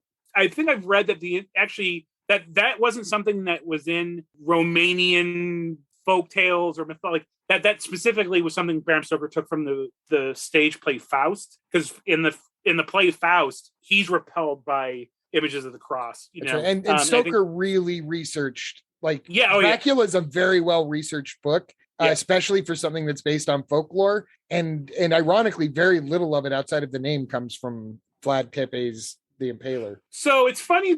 I'm glad you mentioned that, because yes, historians have basically said, there are obvious inspirations that Bram Stoker, especially the name, was inspired by Vlad Tepes, Vlad the Impaler, as he's also known in the Western world. That's never been. Stoker himself never confirmed that. It's pretty much obvious, but exactly. But practically zero of it. In fact, I was going to talk about a different movie, but I'm glad you mentioned that, because I'm going to pivot then and bring up Gary Oldman in Francis Ford Coppola's Bram Stoker's Dracula. Oh, right. This is another really good one for me. I don't know if we've ever discussed this film, but this was a very big. I was 13 when this came out, and I saw it 3 times in the theater, and I can certainly call out its flaws, but it holds a special place. So it does have flaws. It does have a lot of flaws, but it has so much going forward. First off, this is what I will say, and this goes right into, as far as I'm concerned, I'll phrase it that way. As far as I'm concerned, the best thing about Coppola's Bram Stoker's Dracula is the first 8 minutes of it, or the first opening sequence, which is sort of shows Dracula, and is, at that point he's leading this like Christian army or Catholic army. Was he the Huns? I forget. I should. Well, know he does at one point say the blood of Attila runs through these veins. Well, yeah, he does say. He says that he has he does say that later. But the whole beginning sequence, which is basically an homage to Vlad Tepes. I mean, historically they changed a few things, but it was sort of inspired by. But that's not in the book because, again, that no part of Bram Stoker's novel has anything to do with Vlad the Impaler or the 1500s or any part of that. Like, it's literally something that Coppola added, and it's fucking brilliant. It is one of the most perfectly filmed sequences in film history, and I will say that to the day I die. It's gorgeous. The one thing I will give Coppola, the biggest compliment, is he understood that to make his Dracula, he couldn't go to the well the same way every film did, and sort of just let artists be artists. I mean, when Dracula sort of reappears in England from his thing, he's wearing like basically a Klimt. He's a dress that's basically inspired by the painter Gustav Klimt.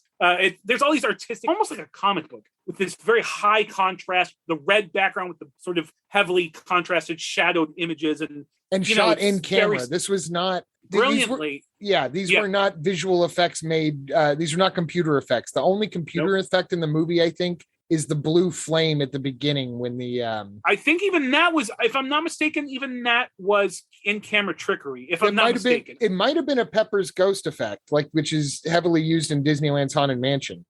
Jesus Christ, that was a lot of thunder. Sorry, I thought maybe a bat was flying around. Yeah, it's brilliant. And again, like, he, as you said, like he wanted it to look of the time. So he didn't want like anything that they couldn't do in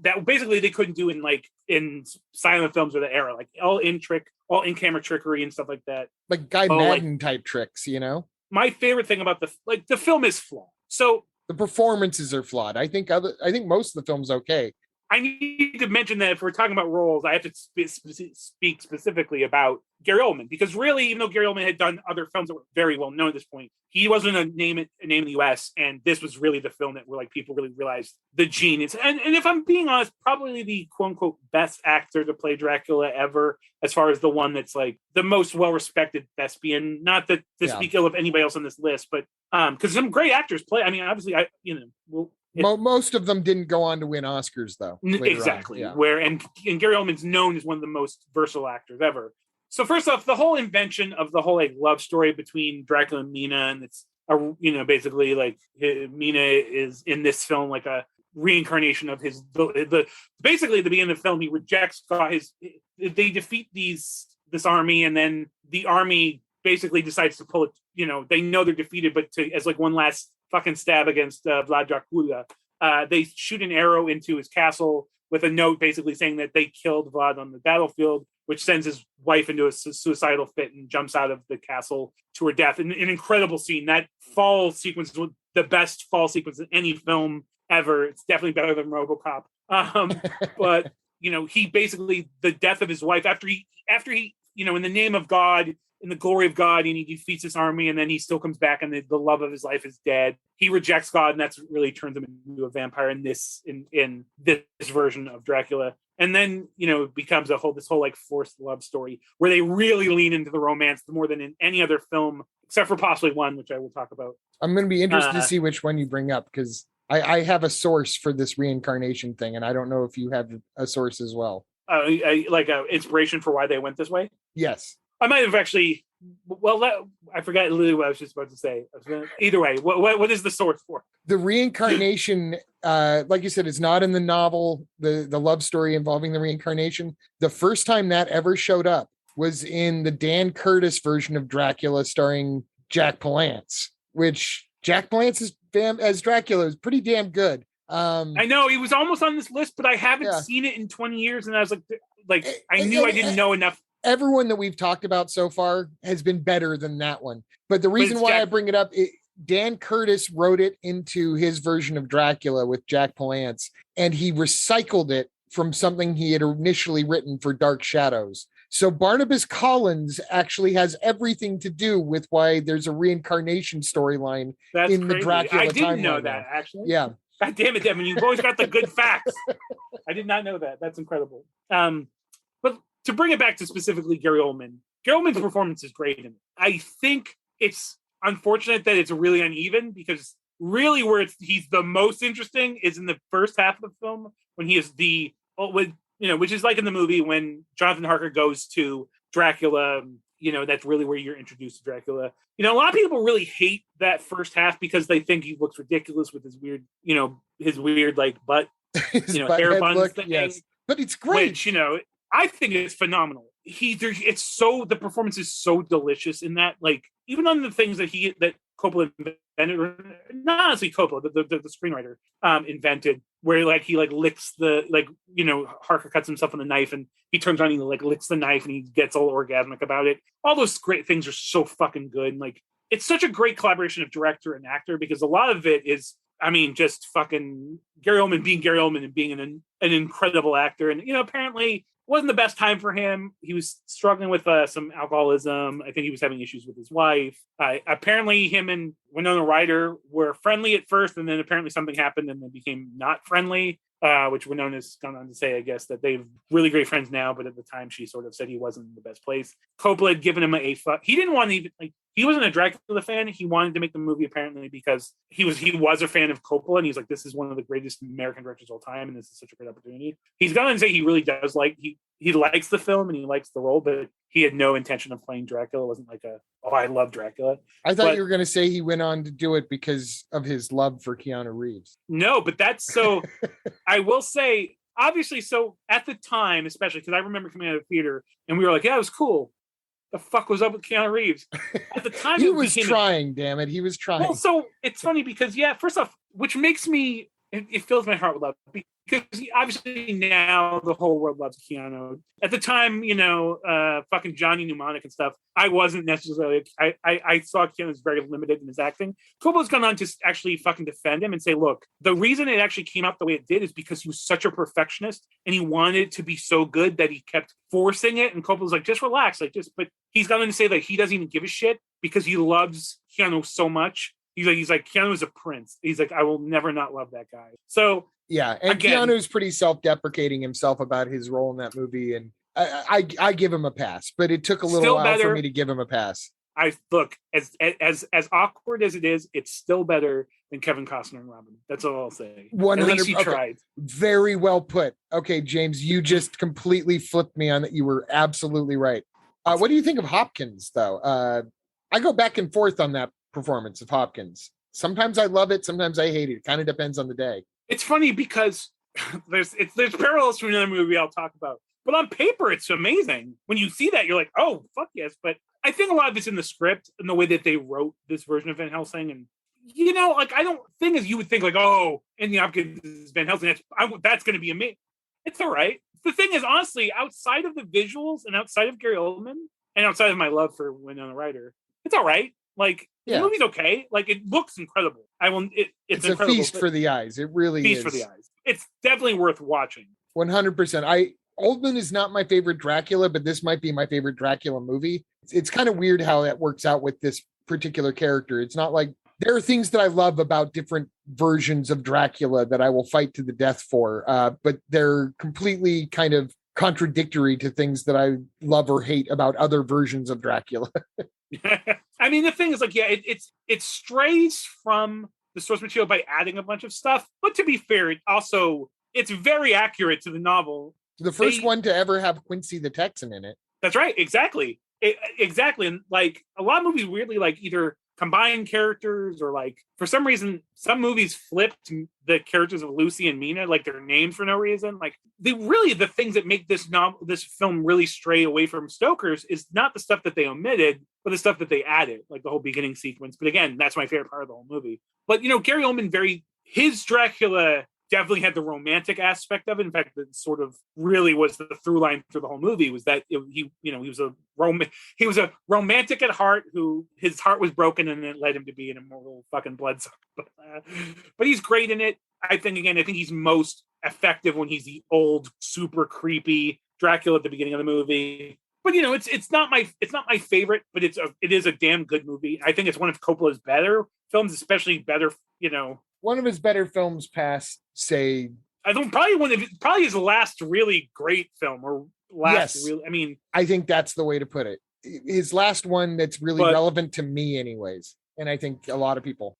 so the next one I want to talk about, because it does sort of combine elements of all the three previous actors I've talked about, is the Frank Langella Universal, the 79, I think. Is it 79? It was 79. Basically, yeah, the first time Universal remade Dracula in, at that point, fucking 48 years, whatever. The first time they really remade Dracula with Frank Langella. And you'll notice those are the only two movies that are titled Dracula because they own the rights to the title. That's why in the United States we had Horror of Dracula from Hammer and Bram Stoker's Dracula. For Coppola's movie. There's only two movies called Dracula, and they're both Universal. So weirdly, just like the 1931 film, the inspiration for that movie was not, or even in this case, it wasn't the previous movies or the novel, it was the stage play. Yeah. The stage play they said it was a second revival, but it honestly, it had like a seventh revival, but it had to have been. Yeah. So, but the stage play was popular again, famously because one of my artistic heroes, Edward Gorey, had designed the stage play, which is still one of the coolest stage play design, like set design stuff ever. But I'm going to have to post some stuff to Facebook to show people what this set looked like. Cause like, seriously, like if you're a fan of the theater, or even if you're not a fan of the theater, this set was mind blowing. Yes, 100%. And so the producer was really inspired by that. And, he got the director was really inspired by it as well. On paper, there's so much about it that it should be. First off, Frank Langella is fantastic. He does sort of like, he takes an element of Lugosi. He takes a little bit element of Christopher Lee.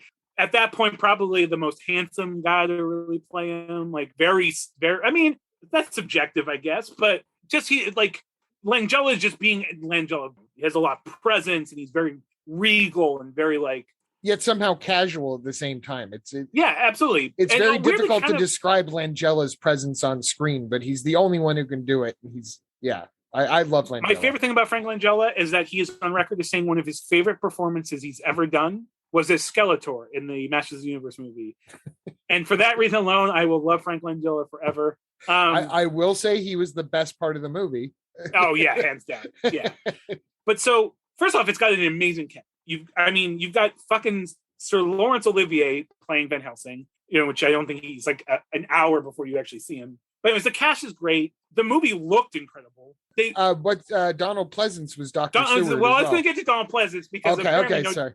He was super notorious on this set more than. I guess it got around very quickly that he was sort of a scene stealer and was sort of which I've heard about him before, but apparently on this film he was at the height of his machinations, but and kind of not difficult to work with, but definitely tried to insert himself. But yeah, exactly. Donald Pleasance, which apparently he was offered Van Helsing and was like, no, that's too similar to Dr. Loomis in the Halloween franchise. But gone. He's gone. Dracula's gone. I still would have loved it, but you get Sir Laurence Olivier, again, not really sort of phoning it in. He did this one for the paycheck. You can tell. You can always tell when Olivier is doing it for the paycheck. The thing I think that's most fascinating about it is definitely there's some really cool, like it looks really cool. I will circle back on that point though in a second, but it really is like Frank Langella's gone around saying he didn't see Dracula as a villain. He doesn't see him as a monster. He saw him as a tragic man who was once again sort of a romantic at heart, and that he was just a man filled with lust and blah blah blah. And the things that are most memorable about this movie are all the sort of romantic scenes. This one scene specifically that I always think of, which is like super red lit, and it's almost like a softcore porn looking. You're right. Red Shoe Diaries kind of vibe to it, but it was Dracula Red Shoe Diaries. But honestly, it felt like a Hammer film with a bigger budget. It felt like a Hammer, a lot of the same like long like chamber room scenes, a lot of like very much like a Victorian drama, and I mean, good cast, good script, looked good, good director, John Badham. He made this great. He made this between Saturday Night Fever and War Games, which just shows his range right there. But just at the end of the day, it's like, well, first off, they say it wasn't as successful because it came out in the same year as like 5 other vampire movies, including Love at First Bite, which I think is really what derailed it, because that had come out before and was so successful, but was this comedy, and people were like, I don't want to see a real Dracula movie. We just saw this funny one. George Hamilton, which I almost talked about. Yeah. But we'll talk about that someday. There are things to say about Love at First Bite, as well as Old Dracula, which I just saw recently with the David Niven. Did you buy it? No, I found it online. It's on Paramount Plus of all things. I was shocked to see that it was on Paramount Plus. Yeah, Old Dracula, which was made in the early 70s, starring David Niven in his comedy, but was actually frequently a double feature with Young Frankenstein, which is the reason why they titled it that. It was the most opportunistic thing. But yeah, back you can go to the theater and catch Young Frankenstein and Old Dracula. Old Dracula, yep. Yeah, Vinegar Syndrome put it out last year or the year before. I've been meaning to buy it forever, but I can't buy every movie ever. I try, but I get in trouble. Yeah, exactly. I'd like to. But yeah, so at the end of the thing, like, it's like Franklin Joel on paper again, like, look, like, handsome, like, the hair is very much of the time. It's very much blow dried, sort of like, there's no widow's peak. Dracula, the dry look. Yeah, exactly. But he's a handsome guy. He definitely has the voice. In fact, his Franklin Joel's voice and Christopher Lee's voice are actually pretty similar in that baritone-y, just, but it's fine. It's the best thing I can say about it. There's nothing wrong with it. The most interesting thing about 1971's Dracula is the sort of, not controversy, but the sort of issue that it had when it went to, I think, Laserdisc originally. But the director, he wanted to make it black and white because he was so inspired by the stage production, which was notoriously, everything was black and white. People, like, everything was black and white, except for in every scene there was one red object, apparently. And he was really inspired by that. So he told Universal he wanted to make it black and white, and they said, no black and white. We want this in full vivid color. And he was sort of like, he made that concession, but when it came to release it on home video, he decided he wanted to do some color correction and really washed it all out. And that's the version I've seen. So me too. The only version I think I've seen is that really washed out color correction. But apparently the original is very vibrant and stuff, but people are very upset by that. Apparently they did. I mean, I guess you can now find it, but Shout Factory did it, or Scream Factory. Scream Factory, yeah, exactly. But so I never. They have corrected. When I found this out, which I only learned this little bit of information when you said you were going to choose Dracula as a character, and I looked this one up. I had no idea about the desaturation, or that I hadn't ever seen it in its original form. I did look it up. Scream Factory does have, like, I probably will buy it now. I was never gonna buy this one because I was just like, I have 500 different versions of Dracula. I don't need another version of Dracula. But now, God damn it, I want to see the original look of this. I thought the same thing. But the funny thing is, because I saw it in that way, I think, first off, I thought it was intentional because it has this sort of soft focus, hazy, it's very pastel, washed that's out. Not the right, very washed out, but so desaturated is the color. Or desaturated is the actual, yeah. So I thought that was sort of intentional, but apparently it wasn't. But so originally, Devin, when I picked this for you, I had chosen 4 quote unquote good performances from Dracula, and I also had originally chosen probably the worst Dracula. I've since changed my mind. I don't want to spend too much time on it, but I know you had never seen it, I think, or I know you recently rewatched it. I hadn't seen it since the time, and I was quite intoxicated when I saw it, and I didn't like it then. And I'm all in favor of you changing it. I think you made a correct decision in changing it. Just because I think the other one's more interesting. But I did find it funny that you picked this. But we have to justify the fact that we spent the time watching it. Yeah. So for those of you who are originally, I chose Dominic Purcell in the film Blade Trinity solely because it is one of the most. Oh God!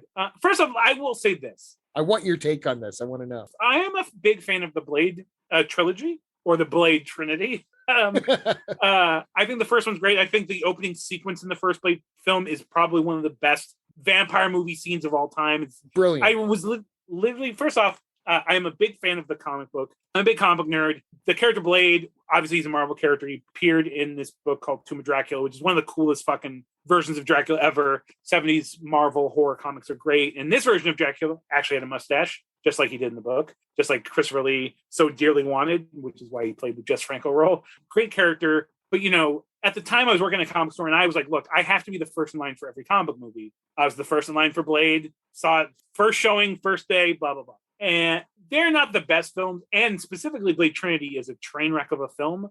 weirdly though, it has a soft spot in my heart. I really do I enjoy it for what it is. I really do like, first off, Chris Christopherson's awesome. He's always great in it. I actually really liked the fact that the focus wasn't really on Blade and it was more on these other characters who were inspired by the Marvel comics, even though it changed completely. You know, it was Deadpool before there was Deadpool. I mean, literally, that was the first time where it was Ryan Reynolds' first comic book movie. Yeah. Yeah, and he literally was playing. Honestly, if you watch the film, he's playing Deadpool without actually playing Deadpool, where he's basically just a smart ass dude who's just kicking an ass and everything he says is sarcastic. But yeah, it's a flawed movie. The worst aspect of this movie is Dominic Purcell as Dracula. Dude, he made me want to stick a stake into my own fucking chest. Dude, everything about it was so cringy and so embarrassing. Dominic Purcell's a fine actor. Like, I liked him in some television roles. He's definitely got a strong presence. He was so badly cast as Dracula. It is the most douchebaggy bro sort of, I mean, in this case, Euro trashy Dracula ever. At one point, he's wearing a mesh shirt and he's got like a fucking net. It's gross. Terrible. Everything about, there's a sequence when he basically goes into like this hot topic, this like fake faux hot topic, filled with the most unlikable characters. And he's sort of, anyways, and they play off of like, oh, it's Dracula. And he's seeing all these modern Dracula, all these like cartoony versions of Dracula. It's one of the dumbest fucking scenes in film. I hate it with every fiber of my being. It's such an annoying scene. I hate everything about it. It's so bad. The special effects are terrible. He lacks all charm. And in this movie, Dracula's supposed to be like this alpha predator, and he's like actually like this. He's not even actually human. He's like this big demon looking thing. It's basically a big video game character looking final boss fucking character. It's so bad. Everything about it is bad. The fight sequence is bad. His performance is terrible. Embarrassment. If you could tell me in the past that there was going to be a movie starring Wesley Snipes, Chris Christopherson, Ryan Reynolds, Parker Posey, and Patton Oswalt, and that I would hate it, that's right. I would call bullshit. But my God, 100% up and down. Exactly. Fucking. I mean, I will say this though. Parker Posey's great. Parker Posey is the highlight of the whole movie. Parker Posey is a vampire. Weirdly, is perfect. I think you'll get what I mean when I say this. Parker Posey, for some reason, when I was looking at her in this with the fangs and everything, of all modern actresses, she comes the closest to looking like a female Hammer vampire from like in the modern era. She has that Hammer look. Yeah, I mean, she is very definitely playing like a Parker Posey version of a vampire, very like kind of like, yeah. As soon as she opens her mouth, it's not Hammer, but the visual. Yeah, exactly. No, yeah, it's a terrible. It's such a bad movie. I had to talk about it because literally I saw it in the theater and I couldn't believe how. Because at first, again, I'm a nerd. I heard that the Blade movies was going to do Dracula, and I was like, oh, that's cool because that's literally Blade. I mean, literally, Blade fought Dracula in the Marvel comics. I was like, that's cool. And then it was. But if it had been the Tomb of Dracula, it could have been really cool. Give him the mustache, or any other version of Dracula than what we got. True. Literally any other version. He gave us Dracula, bro. So, but instead, I want to talk about just mesh shirt and like fucking neck, just so. He's like wearing leather pants, I think, at one point. It's so bad, dude. It's such a. I'm gonna suck your blood. You got a problem 90s. With it, bro? Exactly. Just and he's Dominic Purcell. Like I said, he's got a great voice and stuff. But he was just like this weird, short Joe Rogan, buff little Dracula. It didn't make any sense. Anyways, the movie though, I decided to talk about instead because it is. If I'm being 100% honest, it is probably my favorite version of Dracula, and that is the movie Monster Squad. For those of you who don't know, Monster Squad is so important to me that the team I lead at my work, we have our own names for our teams. My team name is the Monster Squad. That's how important this movie is to me. And Duncan, I'm gonna be honest, I don't know how to pronounce his name. I've seen the documentary. I've seen multiple documentaries where they bring up Monster Squad. And it's Ray Gear. It is Ray Gear. Okay, I would have pronounced it right. Okay, good. Duncan Ray Gear. Duncan Ray Gear, who character actor. It worked a lot, but didn't really do a lot of things, which I think is why. Okay, first off, when I saw this movie as a kid, it was literally it was my first real exposure to Dracula at that point. I'd probably seen with my mom Dracula playing at like on a Sunday night, on Channel 13. But the reason I think, first off, it's a great movie. It's so much fun. It's such a love letter to Universal horror while also making it very contemporary for the 80s with it's all of its sort of weird potty humor kind of things. It's weird, but like it's like sort of, I don't know. There's such a charm to it. But one thing about the movie that I really Dracula was fucking terrifying in this movie, in this kid's movie. Dracula was fucking scary. He was. Duncan Regeer really, I mean, it's a cartoonish portrayal. He's got a fucking cane with a wolf head that it fucking turns into like a lightning rod. He's got a fucking, he drives the old, is it a hearse? I'm pretty sure it's an old car. I know it has like a spooky hood ornament. It's like a cat. Either way, but it's got a skull. Yeah. It's so cartoony. I think the movie's cartoony, but I think what makes him work is that he is not. So that's what I was gonna say. I'm glad. Exactly. There's so much about it that is so, but he plays it so straight. You know, first off, I have to say, while obviously Bela Lugosi is the quintessential, I mean, he is the standard. To me, Duncan Regeer looked exactly like all of the. There's actually this very famous like cardboard cutout Halloween decoration of like, I think it was originally printed in the 70s, but I think you could buy it every Halloween for the next 20 years. Duncan Regeer, it looks so much like Duncan Regeer that it's actually kind of crazy. He looked more like Dracula than because obviously I know exactly which one you're talking about too, by the way. It's very iconic. But obviously, licensing, you couldn't use Lugosi's actual image because that would be a whole thing. So all these companies, when they would do Dracula, do sort of he just ended up weirdly looking like all of the iterations of Dracula, but very much in that classic Lugosi, because it's a love letter to the Universal films and a beautiful one as well. All of the design stuff, the Gillman, the creature, their version of the creature is fucking phenomenal. Tom Noonan as fucking Frankenstein, probably one of my favorite Frankenstein designs of all time. Oh, and it's such a great character.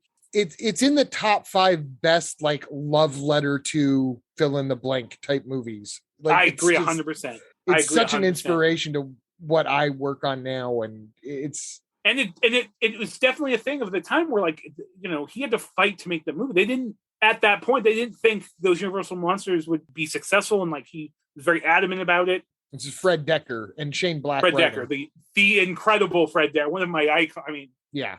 But the thing that I like so much about it is that for a kids movie, where especially where you have all the Band-Aid breath and Wolfman's got nards and all these really sort of corny dialogue that's still perfect. I mean, it suits the time it was made. It suits the kids that are in. I mean, it's corny, but in the best way possible. But fucking Duncan Regeer didn't know what movie he was making because he is straight up a cutthroat, mean, fucking scary Dracula. At one point, the cute little girl Lucy in it, who they're trying to recite this incantation, this German incantation, to suck Dracula and the monsters back to whatever, wherever. They were never really clear where the portal goes. Yeah, at least I don't. Yeah, I Limbo. And maybe it was Limbo. They do go to Limbo. That's right. They do mention Limbo. Yes. I always like to think that they went to medieval times and joined Ash. But exactly.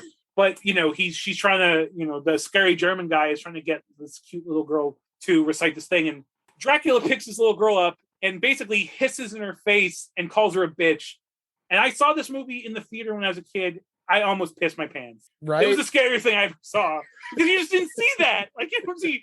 I mean, calling a little girl a bitch, anyways, especially in 1986, was fucking pretty cutthroat. 88, I think, was what it was filmed.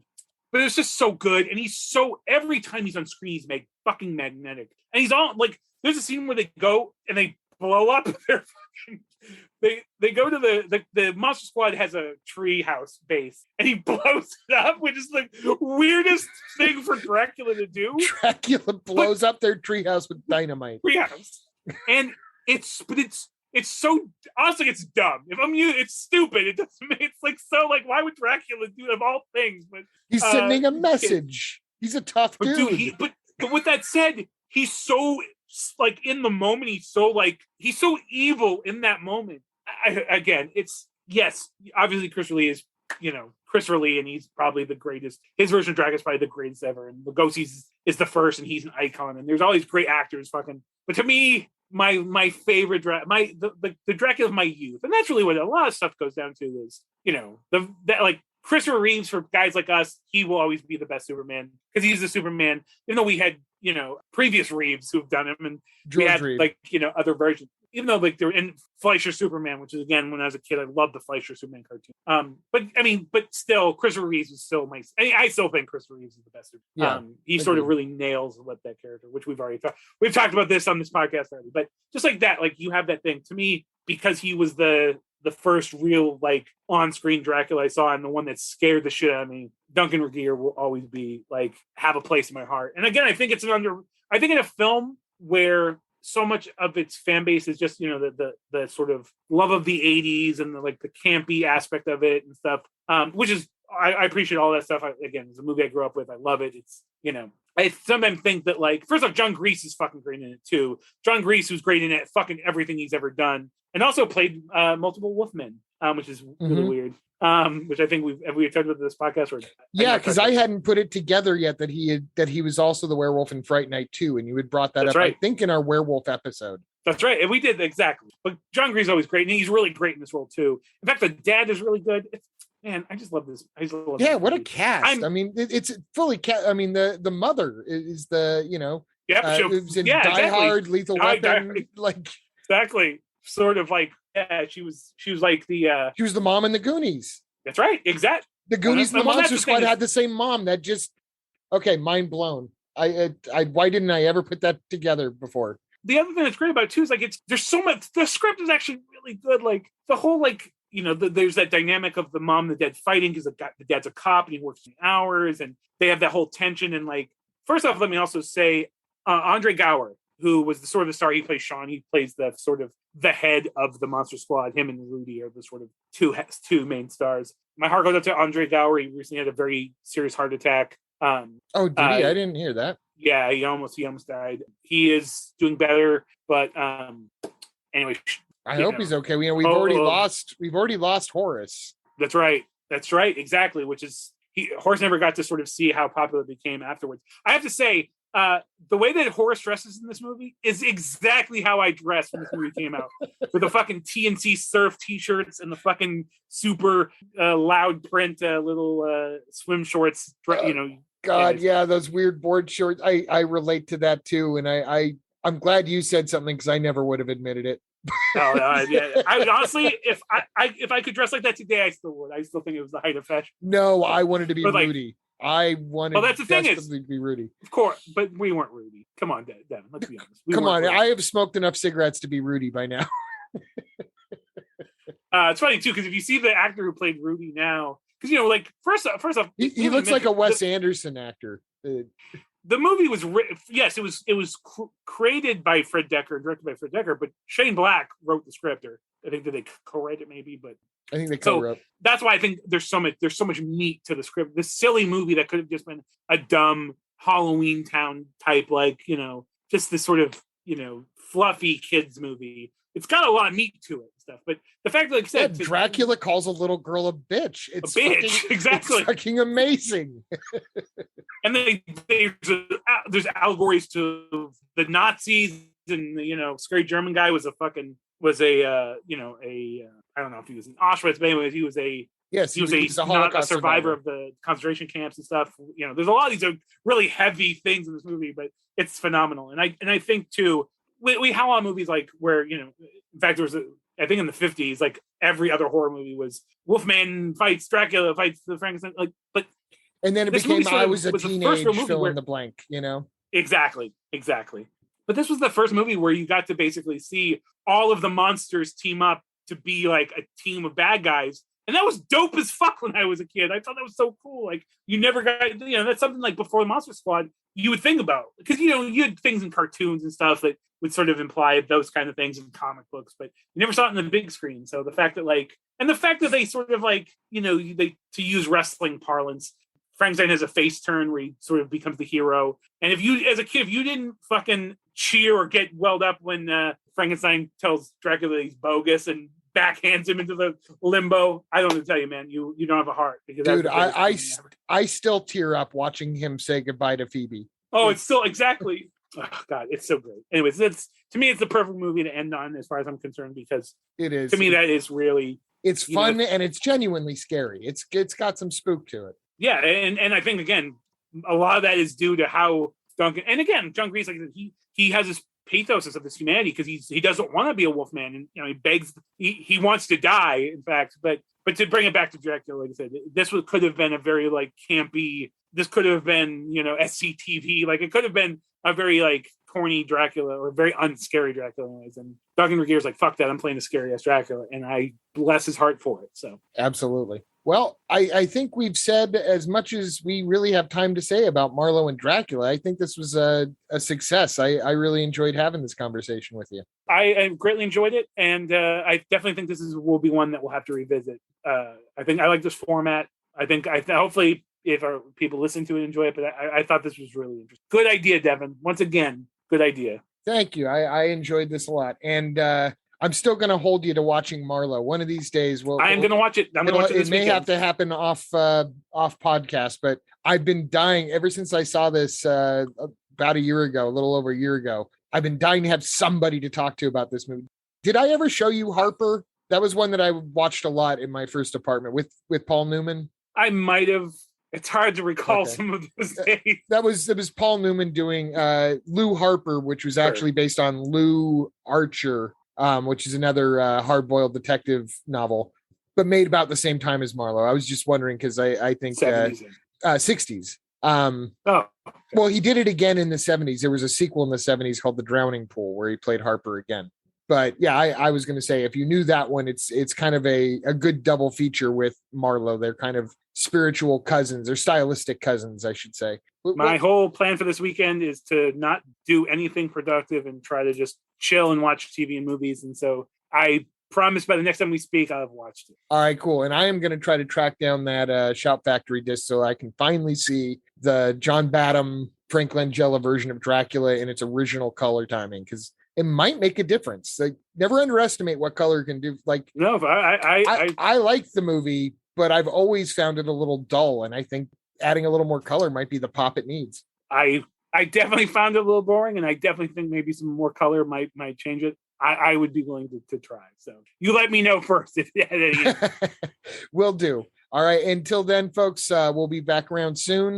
We've already got our next deep dive topic picked out. James has a great director that we're going to we'll let you know when we're a little bit closer to that. You might get another double feature out of us between now and then. So we'll see you all soon here in the Den of Sin. You take care of yourself, James. Later, Devin. Bye.